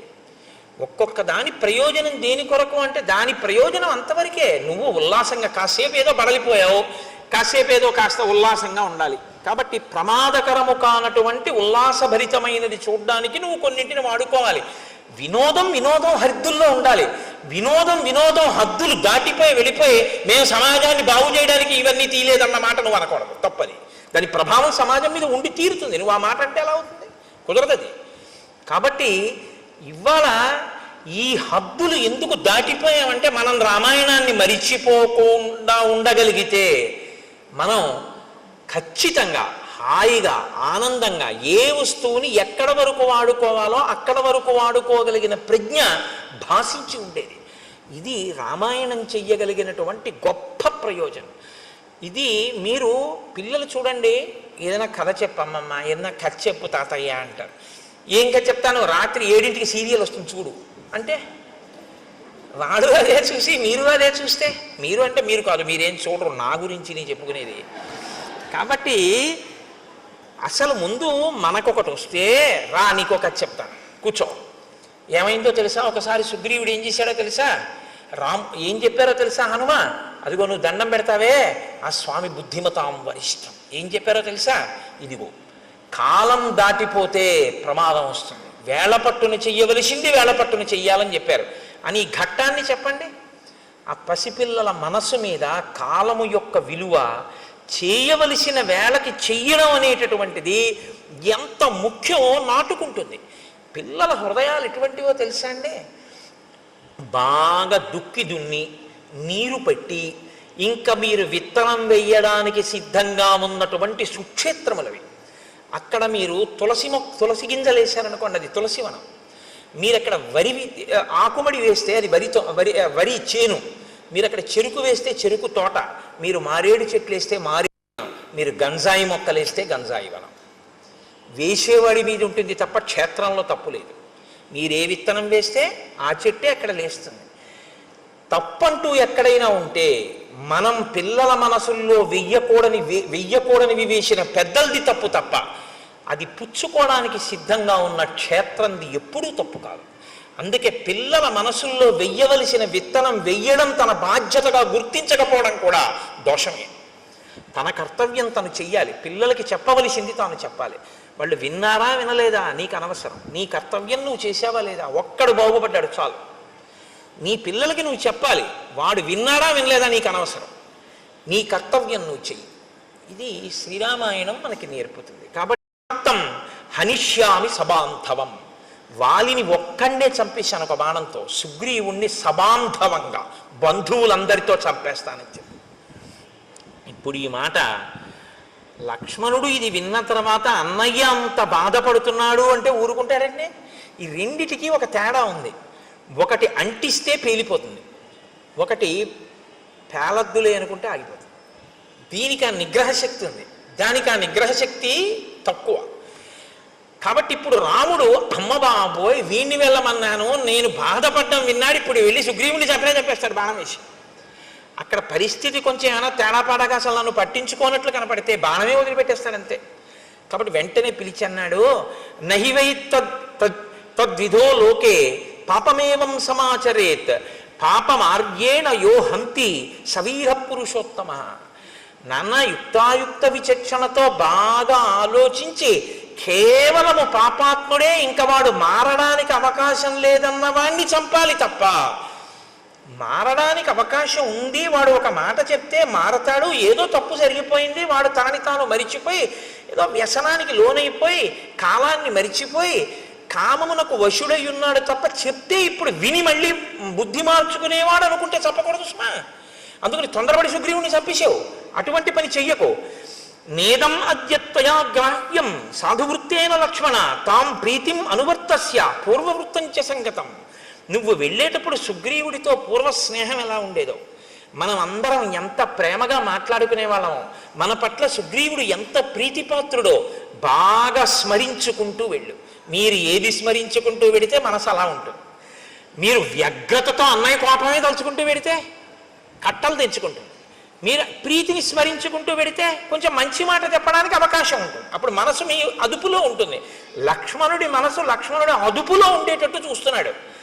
ఏ మనసు లక్ష్మణుడి అదుపు తప్పుతోందని గుర్తించాడో దాన్ని మళ్ళీ లక్ష్మణుడి అదుపులోకి తీసుకెడుతున్నాడు. అందుకని కదండి గురువు అయ్యాడు ఆయన, మహానుభావుడు. అందుకని నేను గురువుగా అనువర్తిస్తున్నానన్నాడు ఆయన. మాట ఎంత ప్రమాదమో, ఒక్కొక్కరు ఇంకొకరు ఖేదపడితే చూడలేరు, అంత ప్రీతి ఉంటుంది. ఆయన బాధపడ్డాడు అనుకోండి, అయ్య బాబోయ్ ఆయనంత బాధపడ్డామా అని నాకేమైనా పర్వాలేదని చెప్పి ఈయన వెళ్ళిపోయి ఆయనతో కలిపిడిపోతాడు కూడా. కాబట్టి మీరు గబుక్కుని ఎక్కడ పడితే అక్కడే ఎలా పడితే అలా మాట్లాడకూడదు. అవతల వారికి మీ మీద ఉన్నటువంటి ప్రీతి వలన వచ్చేటటువంటి పరిణామములను కూడా దృష్టిలో పెట్టుకుని మాట్లాడవలసి ఉంటుంది. ఇది రాముడి యొక్క పరిణతి. కాబట్టి వెంటనే వెనక్కి పిలిచి సామోపహితయామాచ రూక్ష్మాణి పరివర్జయన్ వక్తుం అర్హసి సుగ్రీవం వ్యతీతం కలపర్యయే. అందుకని నాయన పరుషమైన మాటలు మాట్లాడకు సుగ్రీవుడి దగ్గర. చాలా సున్నితమైన మాటలతో మిత్రుడికి చెప్పినట్లు చెప్పు. కాలము దాటిపోయింది, రాముడు బాధపడుతున్నాడు అన్న సందేశాన్ని అందించు తప్ప ఆయన మనసు ఖేదపడేటట్టుగా తీవ్రమైనటువంటి మాటలను వాడవద్దు అని చెప్పాడు. సరే అన్నయ్య అన్నాడు, బయలుదేరాడు. కానీ లక్ష్మణుడే కదండి, చెప్తే వినేసి వెంటనే నేను మీతో మనవి చేసింది అదే. నేను చెప్తున్నాను లోపలికి వెళ్ళు అంటే వెళ్ళిపోయాడు అనుకోండి, వెళ్ళినైంది గొప్ప కదండి. రాముడు చెప్పిన లక్ష్మణుడు కోపాన్ని అంతగా వెంటనే నిగ్రహించేసుకోలేడు. కారణం ఏమిటి? లక్ష్మణుడికి సుగ్రీవుడి మీద కోపం లేదు, లక్ష్మణుడి బెల్లాన్ని ఎత్తుకుపోలేదు రావణాసురుడు. రాముడు కష్టపడితే చూడలేడు, రాముడి కళ్ళం మట్టి నీళ్లు కారకూడదు.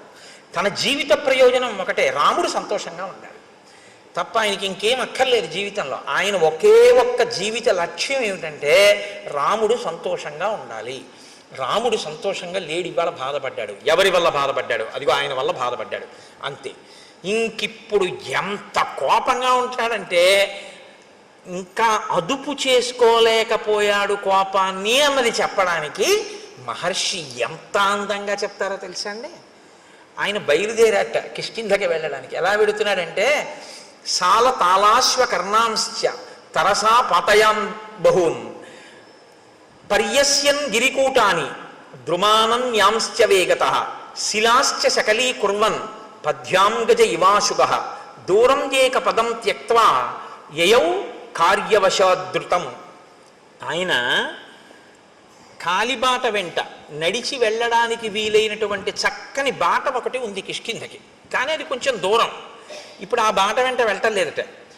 కోపించినటువంటి ఏనుగు ఎంత వేగంగా వెడుతుందో అలా బుసలు కొట్టుకుంటూ రుసరుసలాడిపోతూ పక్కన ఉన్నటువంటి అడ్డదారిలో వెళ్ళిపోతాడట. వెళ్ళిపోతున్నవాడు ఏం చేస్తున్నాడు? సాల తాళాశ్వ కర్ణాంశ్చ తరసా పతయన్ బహూన్. అక్కడ కనపడినటువంటి అనేకమైన వృక్షములను కోకటి వేళ్లతో పెకల్చేసి పైకి విసిరేస్తున్నట్టు. పర్వత శిఖరములు కనపడితే పరిగెత్తుకుంటూ వెళ్ళి ఆ శిఖరములను ఊపేసి వాటిని చేత్తో పట్టుకుని ఆకాశంలోకి విసిరేసి ముక్కు ఇలా అనుకుంటూ బుసలు కొడుతూ ఆ వెళ్ళిపోతున్నప్పుడు శిలాశ్చ శకలీకుర్వన్ అలా వెళ్ళిపోతూ చూడండి రాయి కనపడుతుంది, దాన్ని ఒక్క తన్ను తన్ని బదలు కొట్టేస్తున్నట్టు. ఎందుకు? తన దారిని తాను వెళ్ళాలి. కానీ ఒక్కొక్కటి చూడండి నడుస్తూ రాళ్ళు తంతుంటాడు, అది ఎవరి మీదకో వెళ్ళి తగులుతుంది. అలా శిలాశ్చ శకలీకుర్వన్ రాళ్ళు బద్దలైపోయేటట్టుగా తంతున్నట్టు వాటిని తంతు పద్భ్యాంగజ ఇవాశుగ అత్యంత వేగంతో వెళ్ళిపోతున్న ఏనుగుల దూరం ఏకపదం త్యక్త్వా ఆ సౌకర్యంగా వెళ్ళగలిగినటువంటి మార్గాన్ని విడిచిపెట్టేసి యయౌ కార్యవశాధృతం, పనిని సాధించుకోవడం కోసమని దగ్గర త్రోవలో వెళ్ళిపోతున్నట్ట. అంటే తనంత తాను అదుపు చేసుకోలేని కోపాన్ని సుగ్రీవుణ్ణి ఏమనద్దన్నాడు, సుగ్రీవుణ్ణి చంపద్దన్నాడు. ఇప్పుడు సుగ్రీవుణ్ణి చంపకుండా, సుగ్రీవుణ్ణి ఏమనకుండా నిగ్రహించుకోవాలంటే కోపాన్ని దేని మీద పెట్టాలి. అత్త మీద కోపం దొత్త మీద చూపించారంటారు. ఆఫీస్లో బాస్ని ఏమనలేక ఇంట్లో వచ్చి భార్యను తిడుతుంటాడు ఒక్కొక్కడు, అలా ఉంటుంది. అందుకని చెప్పి ఇప్పుడు సుగ్రీవుణ్ణి ఏమనకూడదు కాబట్టి పాపం చెట్లు ఏం చేసాయి, వాటిని పీకేస్తున్నాడు. పర్వత శిఖరాలు ఏం చేసాయి, వాటిని పీకేసేసి ఆకాశంలోకి విసిరేస్తున్నాడు. రాళ్ళు ఏం చేసాయి, వాటిని బదలు కొట్టేస్తున్నాడు. అంటే కొంత కోపం తీరిపోతుందన్నమాట. అంటే ఇంకా తట్టుకోలేకుండా అన్నయ్య చెప్పిన మాటకి కట్టుబడాలి. మరి అన్నయ్య అందు భక్తి, అలా కట్టుబడాలంటే ఈ కోపం ఇంకోళ్ళ మీద చూపిస్తున్నాడు. అంటే కోపం పోయిందా, పోగొట్టుకునే ప్రయత్నంలో ఉన్నాడు ఇంకా. కానీ తొందరగా వెళ్ళి సుగ్రీవుని అడగాలి, అన్నయ్యని ఏడిపిస్తాడా వీడు, ఇది బాధ, అందుకని అడ్డత్రోవలో వెళ్ళిపోతున్నాడు. అంటే లక్ష్మణ భక్తిని ఆవిష్కరిస్తుంది. ఇంకా లక్ష్మణుడికి జీవితంలో రాముడు సంతోషంగా ఉండడం కన్నా ఇంకొక అన్య ప్రయోజనం లేదు. దీనివల్ల మనకేమర్థమవుతోంది, రాముడు సంతోషంగా ఉంటే లక్ష్మణుడు సంతోషంగా ఉంటాడు. రాముడు ఏడిస్తే లక్ష్మణుడు ఎవడు ఏడిపించాడని అడుగుతాడు, ఎవడు ఉండడం. అంతే కదా దాని అర్థం. అంతగా రామునితో మమేకమైపోయి రాముని యందు అంత భక్తి ప్రపత్తులు ఉన్నవాడు లక్ష్మణుడు. కాబట్టి ఇప్పుడు ఆయన గబగబా బయలుదేరి ఆ కిష్కింధా సామ్రాజ్యం దగ్గరికి వెళ్ళాడు. బుసలు కొడుతూ ఊగిపోతూ ధనస్సు పట్టుకుని బాణాలు పట్టుకుని వస్తున్నటువంటి ఆ లక్ష్మణమూర్తి యొక్క స్వరూపాన్ని, ఆ నగరాన్ని కాపు కాస్తున్నటువంటి కొన్ని వేల మంది వానర యోధులు చూశారు. చూసి వాళ్ళు అదేమిటి అంత వేగంగా వచ్చేస్తున్నాడని ఆయన్ని చూసి భయపడి అటు ఇటు చెల్లాచెదరైపోయారు. కొంతమంది ఏమిటి యుద్ధానికి వస్తున్నాడు అని ఒక మహానాదం చేశారు. కానీ తేజోమూర్తి అయిన లక్ష్మణుని యొక్క ఆ ఉద్ధతికి తట్టుకోలేక వాళ్ళందరూ దూరంగా పరిగెత్తి పారిపోయారు. సుగ్రీవుడు మాత్రం లోపల అంతఃపురంలో తారతో రుమతో వానరకాంతలతో విశేషంగా మధుపానం చేసి హారములన్నీ చెదిరిపోయి కనుగుడ్లు తిరుగుడు పడుతుండగా ఆ కామోపభోగము యందు రమిస్తున్నటువంటి వాడై ఉన్నాడు. అందుకని పైన ఏం జరుగుతోందో గ్రహించగలిగినటువంటి మనసు ఆయనకి లేదు. ఆయన మనసుని ఆయనే అటువంటి నిద్రావస్థలోకి ఆయన కోరుకున్న దాని పట్ల ఉద్రేకం పొందేటట్టుగాను ఆయన దాన్ని తయారు చేసుకున్నాడు. ఈశ్వరుడు చక్కని మనస్సుని మీకు ఇచ్చి స్పందించగలిగిన శక్తితో కూడిన ఒక చక్కటి దాన్ని మీకు ఇచ్చాడనుకోండి, దాన్ని ఉత్ప్రేరకములతో మీకు కావలసిన రీతిలో ఉద్రేకపడేటట్టు మీరు తయారు చేసి స్పందించగలిగిన శక్తి దానికి చంపేస్తే ఈశ్వరుడిదా దోషం మందా? మనది. అక్కడ యజ్ఞవేది ఉందనుకోండి, ఒక యజ్ఞవేది వెలుగుతోంది, హవిస్సులు ఇస్తున్నారు, అందులోకి పట్టుకొచ్చి నేను సారా పోసాను అనుకోండి, ఇప్పుడు వేదికి ఇబ్బందా నాకు ఇబ్బందా?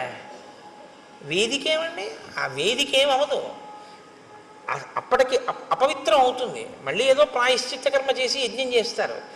కానీ పోషిన నేను నాకిక నిష్కృతి ఏముంది? ఇక్కడ స్వయంగా పరమేశ్వరుడే కూర్చుని అగ్నిహోత్ర జ్వాలగా వెలుగుతున్నాడు. వెలిగి మనం వేసిన పదార్థాలన్నిటినీ ఆయన పచనం చేస్తున్నాడు. పచనం చేసి నెత్తుటిగా మార్చి దీంట్లోకి ప్రవహింపచేసి తెల్లవారేటప్పటికి పిప్పిని విసర్జించడానికి వీలుగా సిద్ధం చేస్తున్నాడు. నేను నిద్రపోతానేమో కానీ ఆయన నిద్రపోడు. అహం వైశ్వానరో భూత్వా ప్రాణినాం దేహమాశ్రిత ప్రాణాపాన సమాయుక్తం పచాన్యన్నం చతుర్విధం. ఆ అగ్నిహోత్రం వెలుగుతూనే ఉంటుంది. నేను నిద్రపోవచ్చు, ఆయన రాత్రి నేను తిని పడుకున్న దాన్ని లోపల యజ్ఞాగ్ని యందు పచనం చేసి దగ్ధం చేసి శక్తినిచ్చి పిప్పిని తెల్లవారేటప్పటికి సిద్ధం చేస్తాడు. అటువంటి అగ్నిహోత్రంలో మీరు పొయ్యకూడంది పోశారనుకోండి, ఇప్పుడు లోపల అగ్నిహోత్రానికి ఇబ్బందా, ఈశ్వరుడి ముఖం మీద పోసినందుకు నువ్వు పాపాన్ని మూటగట్టుకుంటున్నావా?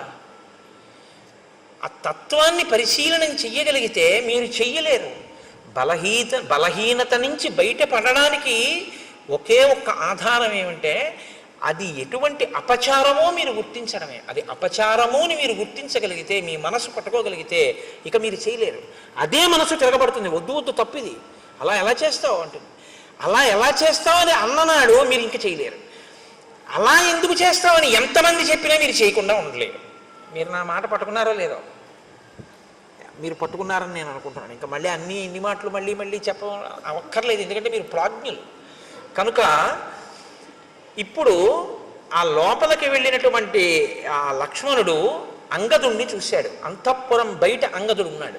అంగదుణ్ణి పిలిచన్నాడు, సోంగదం రోషతాం రాక్ష సందిదేశ మహాయశా సుగ్రీవ కద్యతాం వత్స మమాగమనమిచ్యుత ఏష రామానుజ ప్రాప్త తత్సకాశం అరిందమ భ్రాతుర్వ్యసన సంతప్తో ద్వారి తిష్టతి లక్ష్మణ తస్య వాక్యే యది రుచి క్రియతాం సాధు వానర ఇత్యుక్త్వా శీఘ్రమాగచ్చ వత్సవాక్యమరిందమ. నువ్వు లోపలికి వెళ్ళి నీ పినతండ్రి అయినటువంటి సుగ్రీవుడితో ఒక మాట చెప్పు. రామచంద్రమూర్తి శోకమును పొంది ఉన్నాడని, రామచంద్రమూర్తి మాటలు చెప్పడం కోసం ఆయన తమ్ముడైన లక్ష్మణమూర్తి వచ్చాడని, ద్వారం వద్ద ఎదురు చూస్తున్నాడని, నీతో వచ్చి మాట్లాడాలనుకుంటున్నాడని లోపలికి వెళ్ళి నీ పినతండ్రితో చెప్పి, నీ పినతండ్రి ఏమనుకుంటున్నాడో వచ్చి నాతో చెప్పు అని ఆయన అక్కడ నిలబడ్డాడు. ఈ అంగదుడు లోపలికి వెడుతున్నాడు. అది మంత్రులంటే, సచివులంటే అది, దూరదృష్టి అంటే అది. ప్లక్షుడు ప్రభావుడు అనబడేటటువంటి ఇద్దరు ఆ మంత్రులు కూడా అంగదుడితో పాటు లోపలికి వెళ్ళారు. మంత్రులు లోపలికి వెడితే దాన్ని ఎవరు అభ్యంతర పెట్టడానికి వీలుండదు. అంగదుడితో పాటు వెళ్ళారు. వాళ్ళకి తెలుసు. ఇప్పుడు లక్ష్మణమూర్తి ఒక పిల్లవాడికి చెప్పాడు, యువరాజుకి. యువరాజుకు కూడా భయమే లక్ష్మణుడు అంటే. తీరా వెళ్ళిన తర్వాత ఇప్పుడు అంగదుడు కర్తవ్యం చేయడమా, అంగదుడు చెప్పిన దాన్ని బట్టి సుగ్రీవుడు ప్రాణాలు నిలబడ్డమా అన్నది ఎవరి చేతిలో ఉంది? అంగదుడి చేతిలో లేదు, సుగ్రీవుడి చేతిలో ఉంది. సుగ్రీవుడు ఎటువంటి స్థితిలో ఉన్నాడని మంత్రులకి తెలుసు. అసలు విపరీతమైనటువంటి భావోద్రేకంతో మధుపానాసక్తుడై కామాతురుడై ఉన్నాడు తప్ప అంగదుడు చెప్పింది చెవిలోకి వెళ్ళడం కాదు, మనసులోకి వెడుతుందా అన్నది చెప్పడం కష్టం. ఇప్పుడు అంగదుడితో లక్ష్మణుడు ఏమన్నాడు? వెళ్ళి చెప్పి బయటికి వచ్చి నాకేమైందో చెప్పన్నాడు. నించునున్నాడు. వెళ్ళి లోపల ఉండిపోతే కోపగిస్తాడు. ఇప్పుడు అంగదుడు కారణం అవుతాడు. అంగదుడు వెళ్ళి చెప్పిన తర్వాత చెప్తాడు, అయ్యా బయట లక్ష్మణమూర్తి ఎదురు చూస్తున్నారు, మీతో మాట్లాడతారట. తప్ప తాగి తూలుతూ అంతమంది కాంతలతో రమిస్తున్నటువంటి సుగ్రీవుడు అని ఊరుకున్నాడు అనుకోండి. ఎన్ని మాటలు చెప్తాడు? రాజు కాబట్టి తిరిగి వచ్చి ఆయన మధుపానం చేస్తున్నాడు, భార్యలతో క్రీడిస్తున్నాడు, నేను చెప్పాను కానీ ఆయన చెవికి ఎక్కినట్టు లేదు అన్నాడు అనుకోండి. హే సుగ్రీవుడు బతుకుతాడా? ఇక బతకడు. ఈ దోషానికేగా కాలం దాటిపోయింది. కాబట్టి ఇప్పుడు అంగదుడు వచ్చి చెప్పడం కాదు, అంగదుడు వచ్చి చెప్పే లోపల సుగ్రీవుడి ప్రాణములు నిలబడేటట్టుగా చెయ్యాలి ముందు. కాబట్టి వీళ్ళని వెళ్ళమనలేదా కాదు, ప్రభు ప్రాణములను కాపాడడం అన్నది అంగదుడు వెళ్ళి రావడంలో ఉంది. కాబట్టి పిల్లాడి మీద వదిలేసి పెద్దవాళ్ళు కూర్చోవడం కాదు, చెప్పినా చెప్పకపోయినా తాము వెళ్ళాలి, వెళ్ళి ప్రభువుని రక్షించుకోవాలి. ఇప్పుడు ఇది ఒక క్లిష్ట పరిస్థితి వచ్చింది కాబట్టి అందుకుని వెళ్ళారు వాళ్ళిద్దరూ లోపలికి. అంటే మంత్రులు అన్న వాళ్ళ యొక్క నడవడి ఎలా ఉండేదో, ఎంత గొప్పగా ప్రవర్తించేవారో, ఎంత దూరదృష్టితో వాళ్ళు ఉండేవారో ఒక సంఘటనని చూస్తే శ్రీరామాయణాన్ని పరిశీలనం చేస్తున్నప్పుడు ఆశ్చర్యంగా ఉండదు. పెద్దరికము అన్న మాట యొక్క బాధ్యత, కర్తవ్యం ఏమిటో. పెద్దరికం ఉన్నవాడు విషయాన్ని మనసులో పెట్టుకుని అది పగలకుండా ఎలా రక్షించాలో, ఎంత జాగ్రత్తగా తాను ప్రవర్తించవలసి ఉంటుందో. రామాయణం చదివితే మీకు అటువంటి ఆలోచన ధోరణి అలవాటు అవుతుంది. పెద్దరికం అన్న మాట పెద్దరికంగా నిలబెట్టుకోవడం అలవాటు అవుతుంది. కీర్తి కోసం పెద్దరికం కాదు. ఏరా ఇంతసేపు అయింది, నువ్వు నమస్కారం పెడతావో లేదో అని చూస్తున్నాను, నేనెందుకు కనపడతాను రా అండం కాదు పెద్దరికం అంటే. వస్తున్న ఇబ్బందుల్ని కడుపులో పెట్టుకుని అవి పగలకుండా రక్షించగలిగినటువంటి నైపుణ్యంతో ప్రవర్తించగలగడం పెద్దరికం. అది నీకు ఉండాలి. అంతేగాని పెళ్లిలో మనం చూస్తుంటాం, కొంతమంది కాలు మీద కాలేసి కూర్చుంటారు. ఏ మనవడి వరసవాడో ముని మనవడి వరసవాడో అలా వెళ్తుంటాడు. వీళ్ళు పలకరించరు. అంటే వీళ్ళు పలకరిస్తే వీళ్ళ మర్యాద పోయినట్టు. పాపం ఆ పిల్లాడు ఏదో అటు ఇటు తిరిగి అందరినీ పలకరించి ఒక గంట పైకి మీ తాతగారు అదిగోరా అంటారు. వచ్చి తాతయ్య నేను ఇదిగో ఇప్పుడే వచ్చాను తాతయ్య బాగున్నావా అంటాడు. చూస్తున్నాను రా 11ంటికి వచ్చావు 1 గంట అయింది తాతయ్య ఇప్పుడు కనపడ్డాడు నీకంటాడు. నువ్వు చూసావుగా నువ్వెందుకు వెళ్ళి పలకరించావు? కాల్సనా నీ పెద్దరికం? మనవణ్ణి చూసి నువ్వు వెళ్ళి పలకరించలేవు? ఏమిటి నీ పెద్దరికం?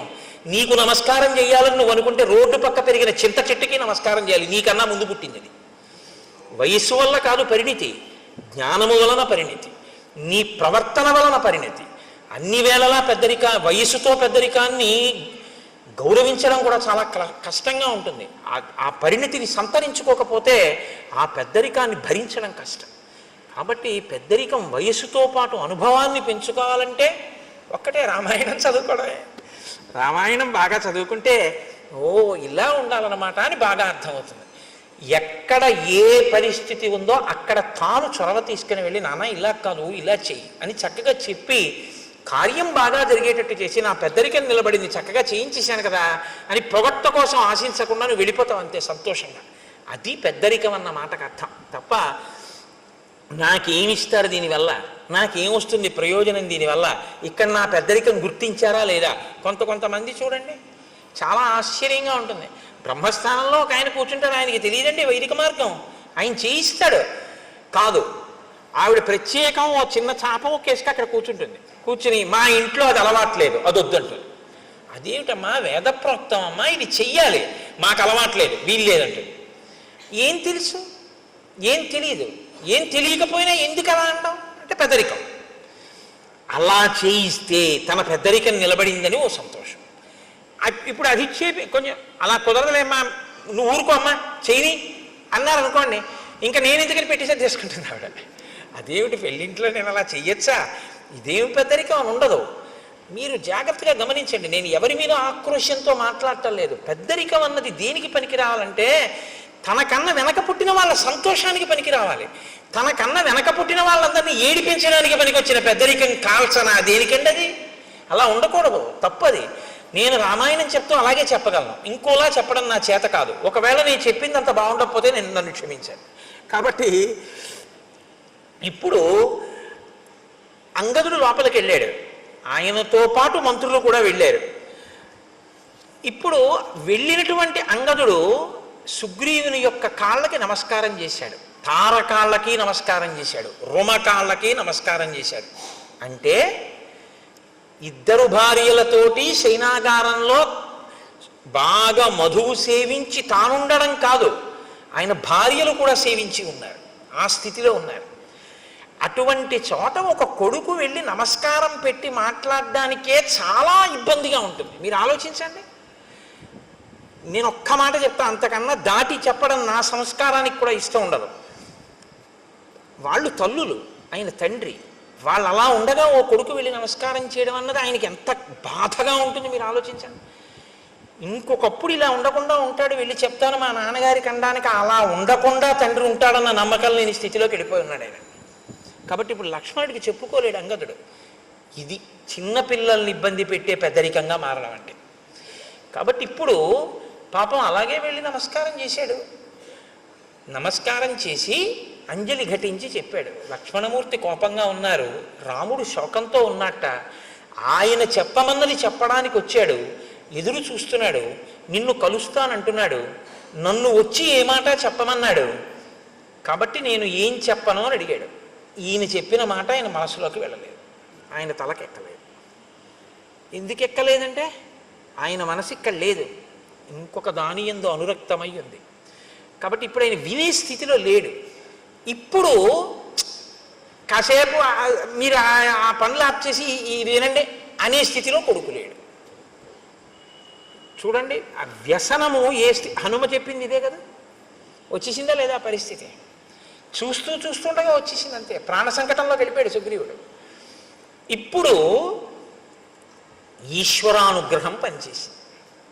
కేవలం మిత్రుడు చంపకూడదు అనుకున్న రాముని యొక్క అనుగ్రహమే బహుశా సుగ్రీవుణ్ణి కాపాడు. లక్ష్మణుని యొక్క కోపంతో లక్ష్మణుడు దగ్గరికి వచ్చి అంగదుడు మాట చెప్పిన తరువాత లోపలికి వెడదామని ముందుకు నడిచొస్తున్నటువంటి లక్ష్మణుణ్ణి చూసి భయపడిపోయినటువంటి కొన్ని వేల వానరములు ఏకకాలంలో ఒక పెద్ద అర్థనాదం చేశాయి. లోపలికి వెళ్ళిపోతున్నాడు, ఇంత కోపంగా ఉన్నాడు, అంగదుడు పైకి రాలేదు, ప్రభువు మత్తిల్లి ఉన్నాడు, ఏమవుతుందో అని వాళ్ళు ఒక పెద్ద నాదం చేశారు అందరూ.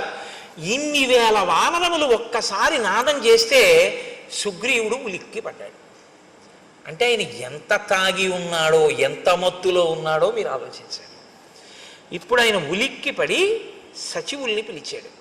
అందుకొచ్చారు ఆ ప్లక్షుడు ప్రభావుడు. వెంటనే మంత్రుల దగ్గరికి వచ్చారు. అన్నాడు, ఎందుకు అలా అరుస్తున్నారు వానరులు అని అడిగాడు. అప్పుడు వాళ్ళు చెప్పారు, ఎందుకు అరుస్తున్నారు ఏమిటి? లక్ష్మణమూర్తి వచ్చాడు, రాముడు కోపంగా ఉన్నాడు, రాముడు శోకిస్తున్నాడు, సందేశం పట్టుకొచ్చాడు, నీతో మాట్లాడతాట, నీ దగ్గరికి వస్తాట, ఏం చెప్పమంటావు అని అడిగాడు. అడిగితే ఇప్పుడు అన్నాడు, సర్వదా సుకరం మిత్రం దుష్కరం పరిపాలనం అనిత్యత్వాక్ష చిత్తానాం ప్రీతిరల్పేపి భిద్యతే. నేను రాముని పట్ల ఏ అపచారము చేయలేదు, రాముడి పట్ల ఒక్క మాట తప్పుగా మాట్లాడలేదు. బహుశా రాముడితో నా స్నేహాన్ని చెడగొట్టడానికి నేనంటే కిట్టని వాళ్ళు ఎవరో నేను సుఖపడ్డం ఇష్టం లేక రామలక్ష్మణులకి నా మీద ఏవో చాడీలు చెప్పి ఉంటారు. చెప్పినా రామలక్ష్మణులు నమ్మకూడదే, ఇంత ఆగ్రహం ఎందుకు వచ్చింది అని ఇప్పుడు పెద్దల మాటలు జ్ఞాపకానికి వచ్చి ఇప్పుడు అన్నాడు, సర్వదా సుకరం మిత్రం దుష్కరం పరిపాలనం. స్నేహం చెయ్యడం మొదలు పెట్టడం తేలిక, స్నేహాన్ని నిలుపుకోవడం చాలా కష్టం అన్నాడు. ఎంత పెద్ద మాట చూడండి. ఈ ఏడాది మీకు ఒకళ్ళని పరిచయం చేస్తాడు. పరిచయం చేసి, ఈయన నాకు ఆప్తమిత్రుడండి, ఈయన నాకు కుడి చెయ్యి అంటాడు. ఓ 2 ఏళ్ళు పోయాక ఆయన మళ్ళీ వస్తాడు. ఏమంటే మీ పక్కన ఆయన ఉండేవారు కదా, ఆయన మీ కుడి చెయ్యి అనేవారు కదా, ఆయన ఏది అంటాడు. అప్పుడు తెలుసుకోలేకపోయానంటే వాడు దుర్మార్గుడు, వాడిని వదిలేశానంటాడు.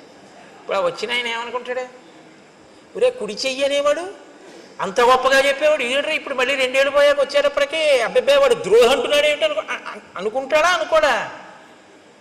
తనంత తాను విడిచిపెట్టేయవలసినంత స్థితిని అవతలవాడు కల్పించుకుంటే తప్ప, మీరందుకే స్నేహం మొదలుపెట్టేయడం చాలా తేలిక, స్నేహాన్ని నిలబెట్టుకోవడం చాలా చాలా కష్టం.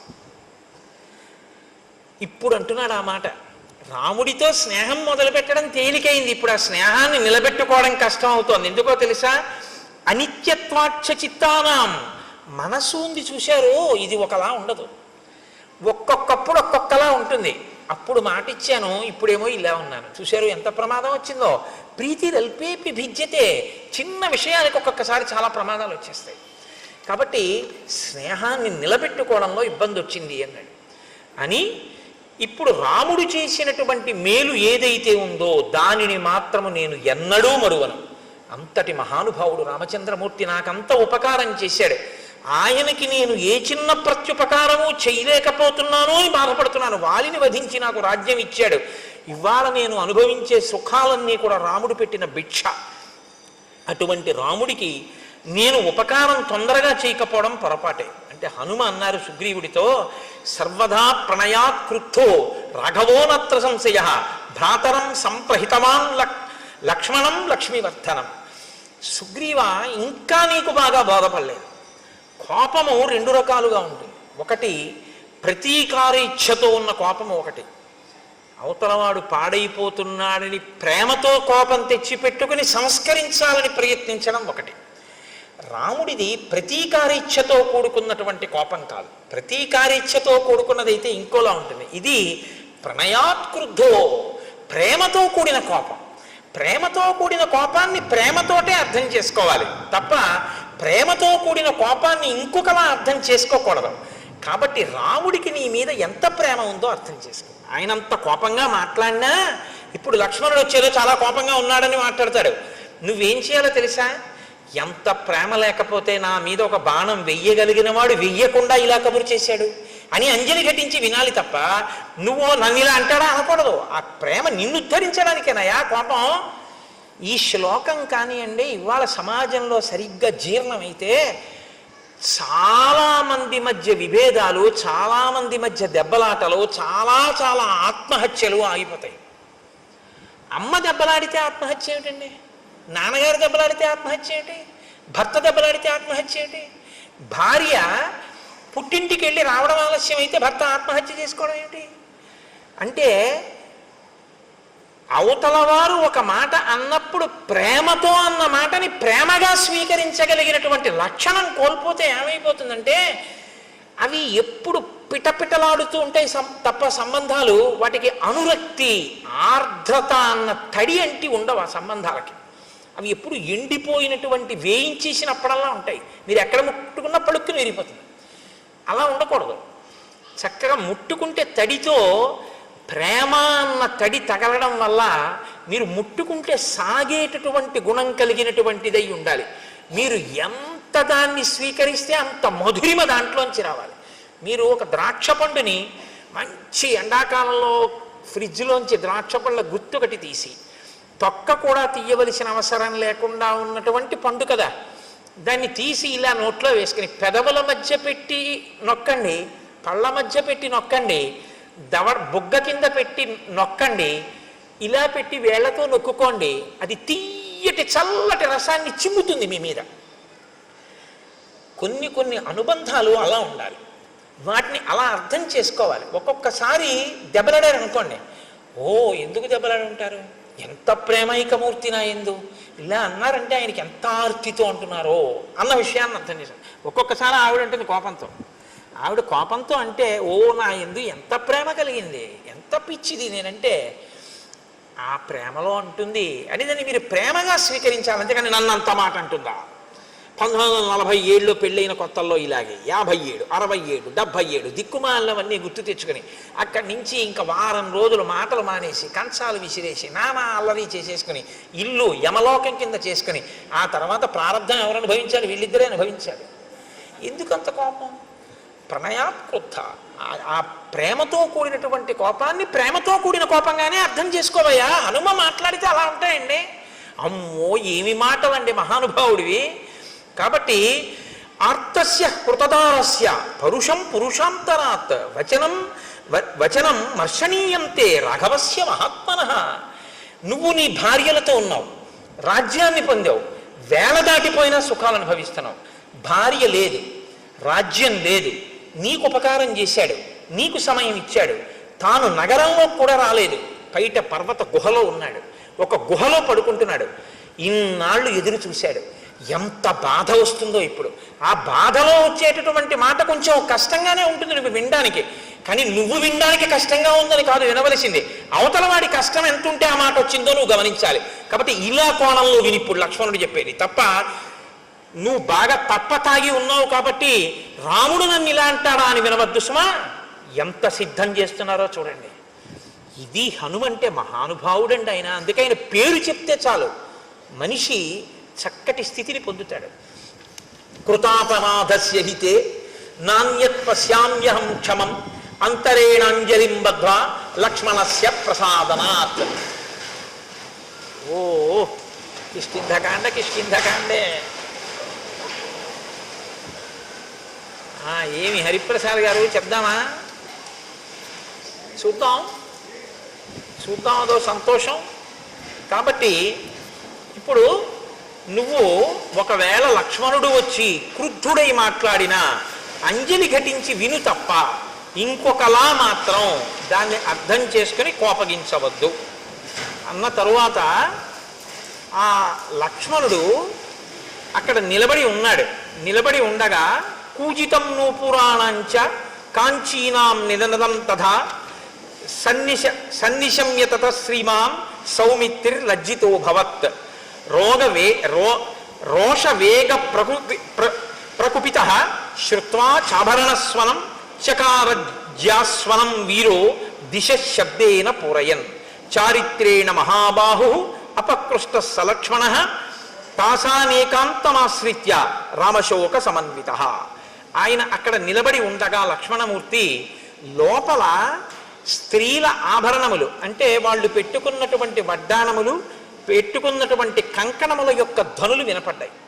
ఆయన స్త్రీలు రాజుతో సంతోషంగా ఏకాంతంగా తిరుగుతూ ఉండగా నేను ఇక్కడ దగ్గరగా తిరగకూడదు అని సిగ్గు చెందినవాడై పక్కకి వెళ్ళాడు. అది ఆయన చారిత్రం, ఆయన నడవడటువంటిది. కానీ వెంటనే జ్ఞాపకానికి వచ్చింది, మా అన్నయ్య అంత బాధపడుతున్నాడు, ఈ సుగ్రీవుడు ఇక్కడ ఇలా సుఖిస్తున్నాడు. ఆయనకి బాధ కలిగి వెంటనే పిడుగు పడితే ఎటువంటి ధనుస్తుందో, మేఘం ఒక్కసారి గర్జిస్తే ఎటువంటి ధనుస్తుందో అలా టంకారం చేశాడు. చేసేటప్పటికి లోపల ఉన్నటువంటి సుగ్రీవుడు అదిరిపోయాడు. అదిరిపోయి ఆసనం మీద ఉన్నవాడు ఉన్నట్టుగా ఒక్కసారి లేచి నిలబడ్డాడు. నిలబడి తారని పిలిచి అన్నాడు, తారా, ఇంత ఆగ్రహంతో ఉన్నటువంటి లక్ష్మణుడికి నేను ఎదురుపడి మాట్లాడడం కష్టం. నేనున్న పరిస్థితిలో లక్ష్మణుడితో మాట్లాడలేను. కానీ రామలక్ష్మణులు గొప్ప చారిత్రం ఉన్నవారు.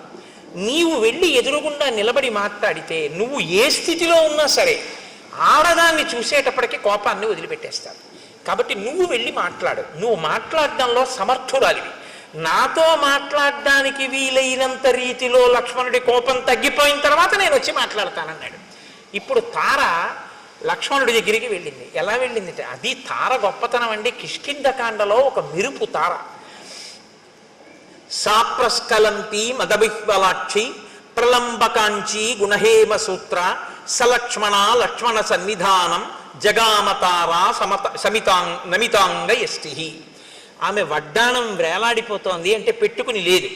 ఆమె మెడలో వేసుకున్నటువంటి హారములన్నీ కూడా పెట్టుకున్న కొక్కెములు జారిపోయి ఊడిపోయి ఉన్నాయి. ఆవిడ బాగా మధువు సేవించి ఉంది. కనుగుడ్లు తిరుగుడు పడి ఉన్నాయి. అంటే ఆమె శరీరం మీద ఉండవలసినటువంటివి ఏవీ సరిగ్గా లేవు. ఆమె అలాగే లేచి నిలబడి స్థిమితంగా నడవలేక తూలుతూ లక్ష్మణమూర్తి దగ్గరికి వచ్చింది. అలా వచ్చినటువంటి తన మిత్రుని యొక్క భార్యని చూసేసేటప్పటికీ అంత లక్ష్మణమూర్తి కూడా నా మిత్రుడి భార్య, నేను ఇలా కళ్ళెత్తి అటువంటి ఆవిడ్ని చూడకూడదని కోపాన్ని తగ్గించుకుని కన్నులు తలొక్కసారి ఉంచి పరమప్రసన్నుడై తన మిత్రుడి భార్య ఎదురుగుండా వచ్చింది కాబట్టి ప్రశాంతుడై పక్కకి నిలబడ్డాడు. ఇప్పుడు తారంది, కిం కోపమూలం మనుజేంద్రపుత్ర కస్తేన సంతిష్టతి వాంగ్మిదేశే కశుష్క వృక్షం వనమాపతంతం దావాగ్నిమాసీదతి నిర్విశంక. లక్ష్మణ, ఏమి అలా అక్కడ నిలబడిపోయావు?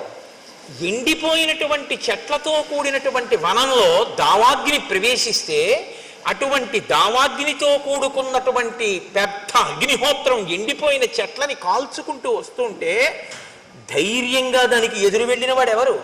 ఎవరు నీకు అపకారం చేశారు? కిమయం కామవృత్తస్తే లుప్త ధర్మార్థ సంగ్రహ భర్త భర్తృహితే యుక్తే నచైనం అవబుధ్యసే. లక్ష్మణమూర్తి అన్నారు, నీ భర్త ధర్మార్థ కామముల యొక్క సమన్వయాన్ని మర్చిపోయి కామోపభోగమునందు అనురక్తి కలిగి చెయ్యవలసిన కర్తవ్యాన్ని విడిచిపెట్టేసి ప్రమాదాన్ని కొని తెచ్చుకుంటున్నటువంటి విషయం నీకు తెలియదా తారా? నచింతయతి రాజ్యార్థం నాస్మాన్ శోకపరాయణాన్ సామాత్య పరిషత్ తారే కామమేవోపసేవతే. ఆయన రాజ్యాన్ని పట్టించుకోవట్లేదు, మంత్రుల్ని పట్టించుకోవట్లేదు, మంత్రులకి దర్శనం ఇవ్వట్లేదు, కేవలం కామాన్ని సేవిస్తున్నాడు. అలా ఉండడం తప్పు కాదా? సమాసాంశ్చతుర కృత్వా ప్రమాణం ప్లవగేశ్వర వ్యతీంతాంస్తాన్ మదవ్యగ్రో విహరన్నావబుధ్యతే.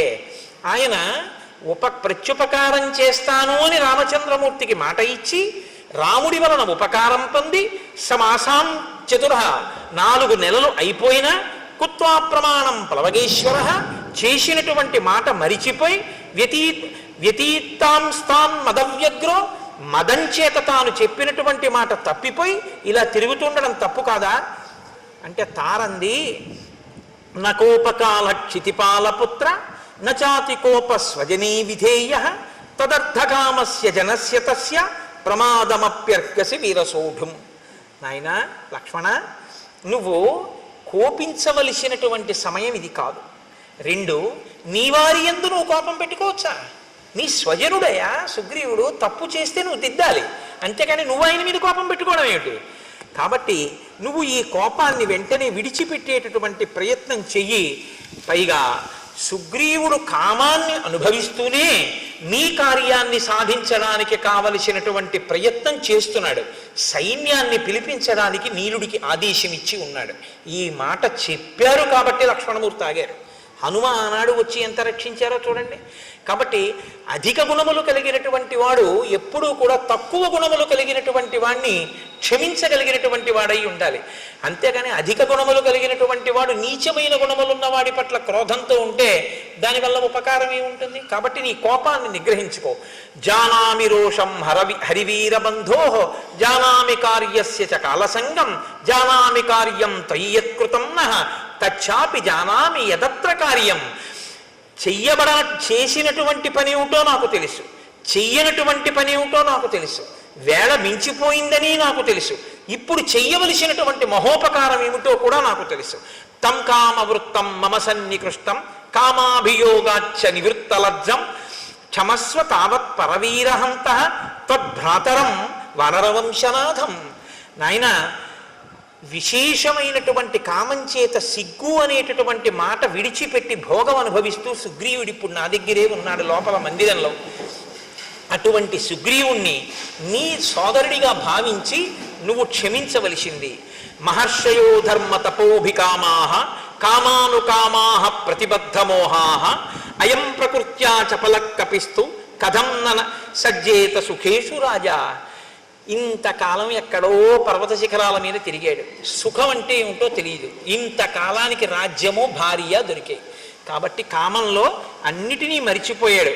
కాబట్టి నాయన, నీవు ఈ విషయాన్ని దృష్టిలో పెట్టుకొని, సుగ్రీవుడు నీకు దాసానుదాసుడు, ఆయన అవసరమైతే దేన్నైనా మీకోసం విడిచిపెట్టేస్తాడు.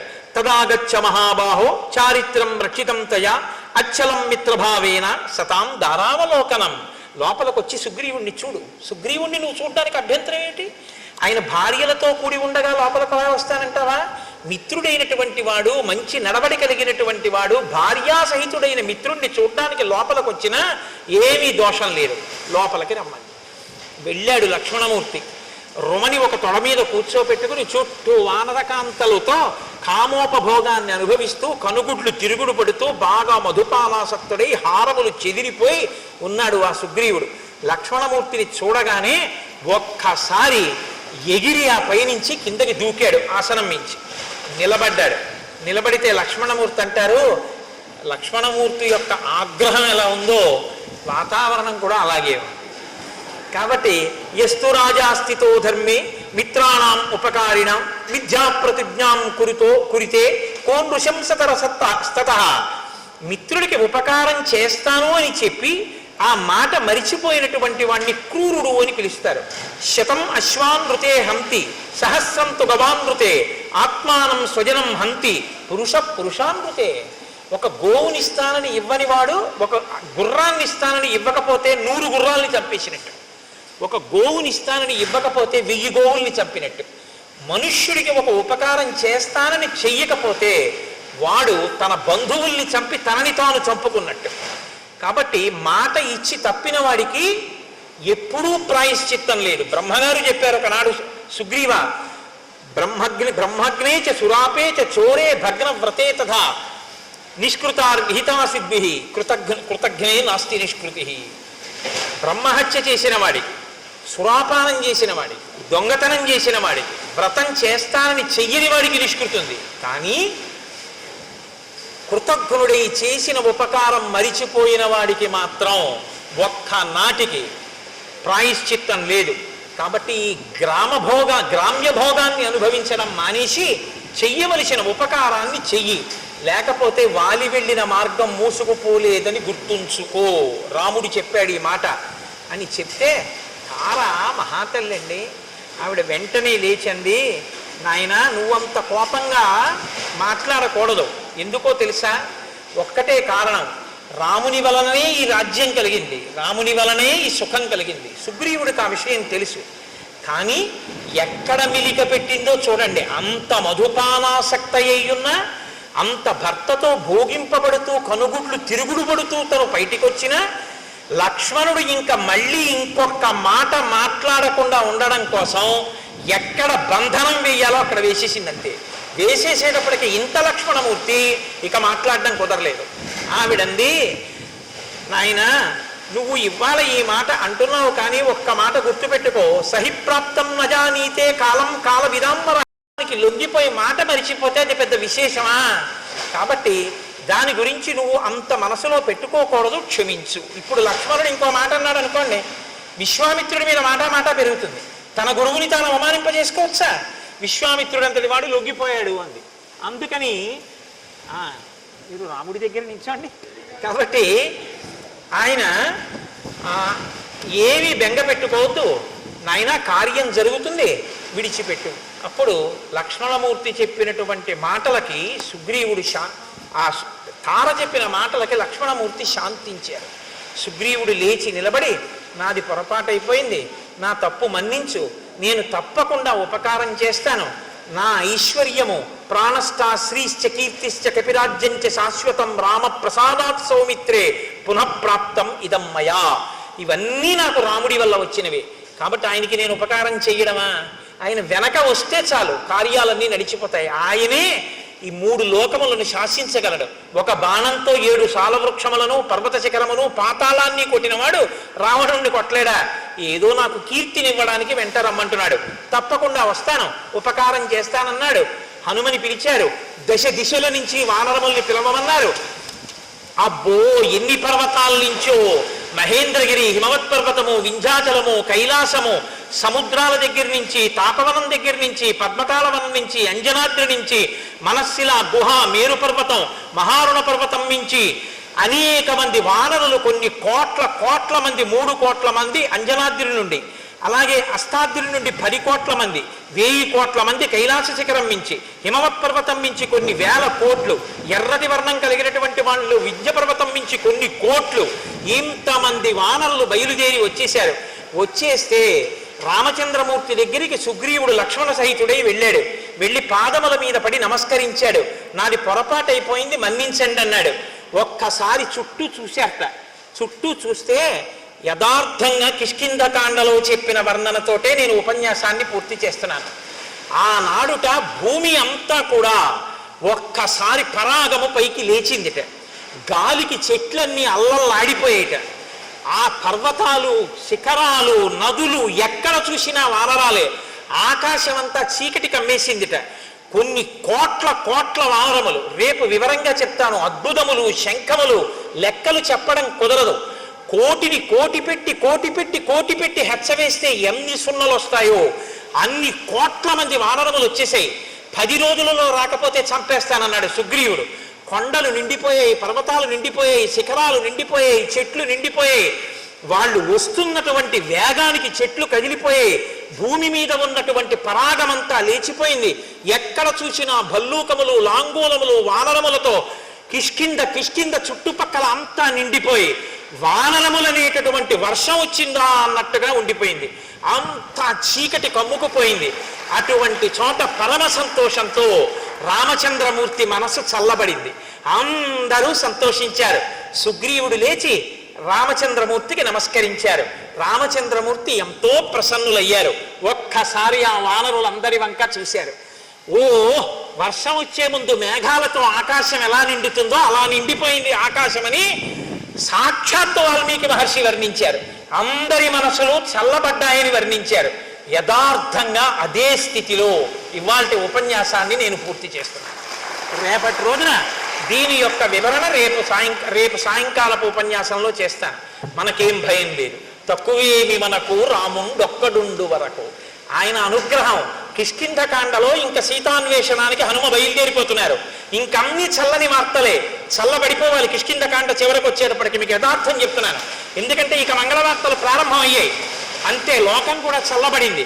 ఇన్ని వానరములు వచ్చేటప్పటికి మరి వాయువేగం ఎలా ఉంటుందండి? ఒక్కొక్కడు ఎంతంత వేగం. అందుకే చూడండి ఎలా ఉందో వాతావరణం కూడా. శ్రీరామాయణం ప్రత్యక్షంగా ఆవిష్కరింపబడింది. మనం రామనామం చెప్పి మంగళం చెప్దాం. కోరి కొలిచిన వారికెల్లను కొంగు బంగారు రామనామము, రామనామము రామనామము రమ్యమైనది రామనామము, అండపిండ బ్రహ్మాండములకు ఆధారమైనది రామనామము, రామనామము రామనామము రమ్యమైనది రామనామము, వాదభేదాతీతమగు వైరాగ్యమే శ్రీరామనామము, రామనామము రామనామము రమ్యమైనది రామనామము, సకల జీవులలోన వెలిగే సాక్షిభూతము రామనామము. రామనామము రామనామము రమ్యమైనది రామనామము. నీలమేఘ శ్యామలము నిర్మలము శ్రీరామనామము. రామనామము రామనామము రమ్యమైనది రామనామము. శాంతి సత్య అహింస సమ్మేళనము శ్రీరామనామము. రామనామము రామనామము రమ్యమైనది రామము. రామనామము రమ్యమైనది రామనామము. పండు వెన్నెల కాంతి కలిగిన బ్రహ్మనాదము రామనామము. రామనామము రామనామము రమ్యమైనది రామనామము. దట్టమైన గాఢాంధకారము రూపుమాపును రామనామము. రామనామము రామనామము రమ్యమైనది రామనామము. మంగళాశాసనపరైః మదాచార్య పురోగమైః సర్వైశ్చ పూర్వైరాచార్యైః సత్కృతాయాస్తు మంగళం. మంగళం కోసలేంద్రాయ మహనీయ గుణాత్మనే చక్రవర్తి తనూజాయ సర్వభౌమాయ మంగళం. ఉమాకాంతాయ కాంతాయ కామితార్థప్రదాయినే శ్రీగిరీశాయ దేవాయ మలినాథాయ మంగళం. కరచరణకృతం వా కర్మవాక్కాయజం వా శ్రవణనైనజం వా మానసం వాపరాధం విహితం వా సర్వమేత్తక్షమస్వ శివ శివ కరుణాబ్ధే శ్రీమహాదేవ శంభో. సర్వం శ్రీ ఉమామహేశ్వర పరబ్రహ్మార్పణమస్తు.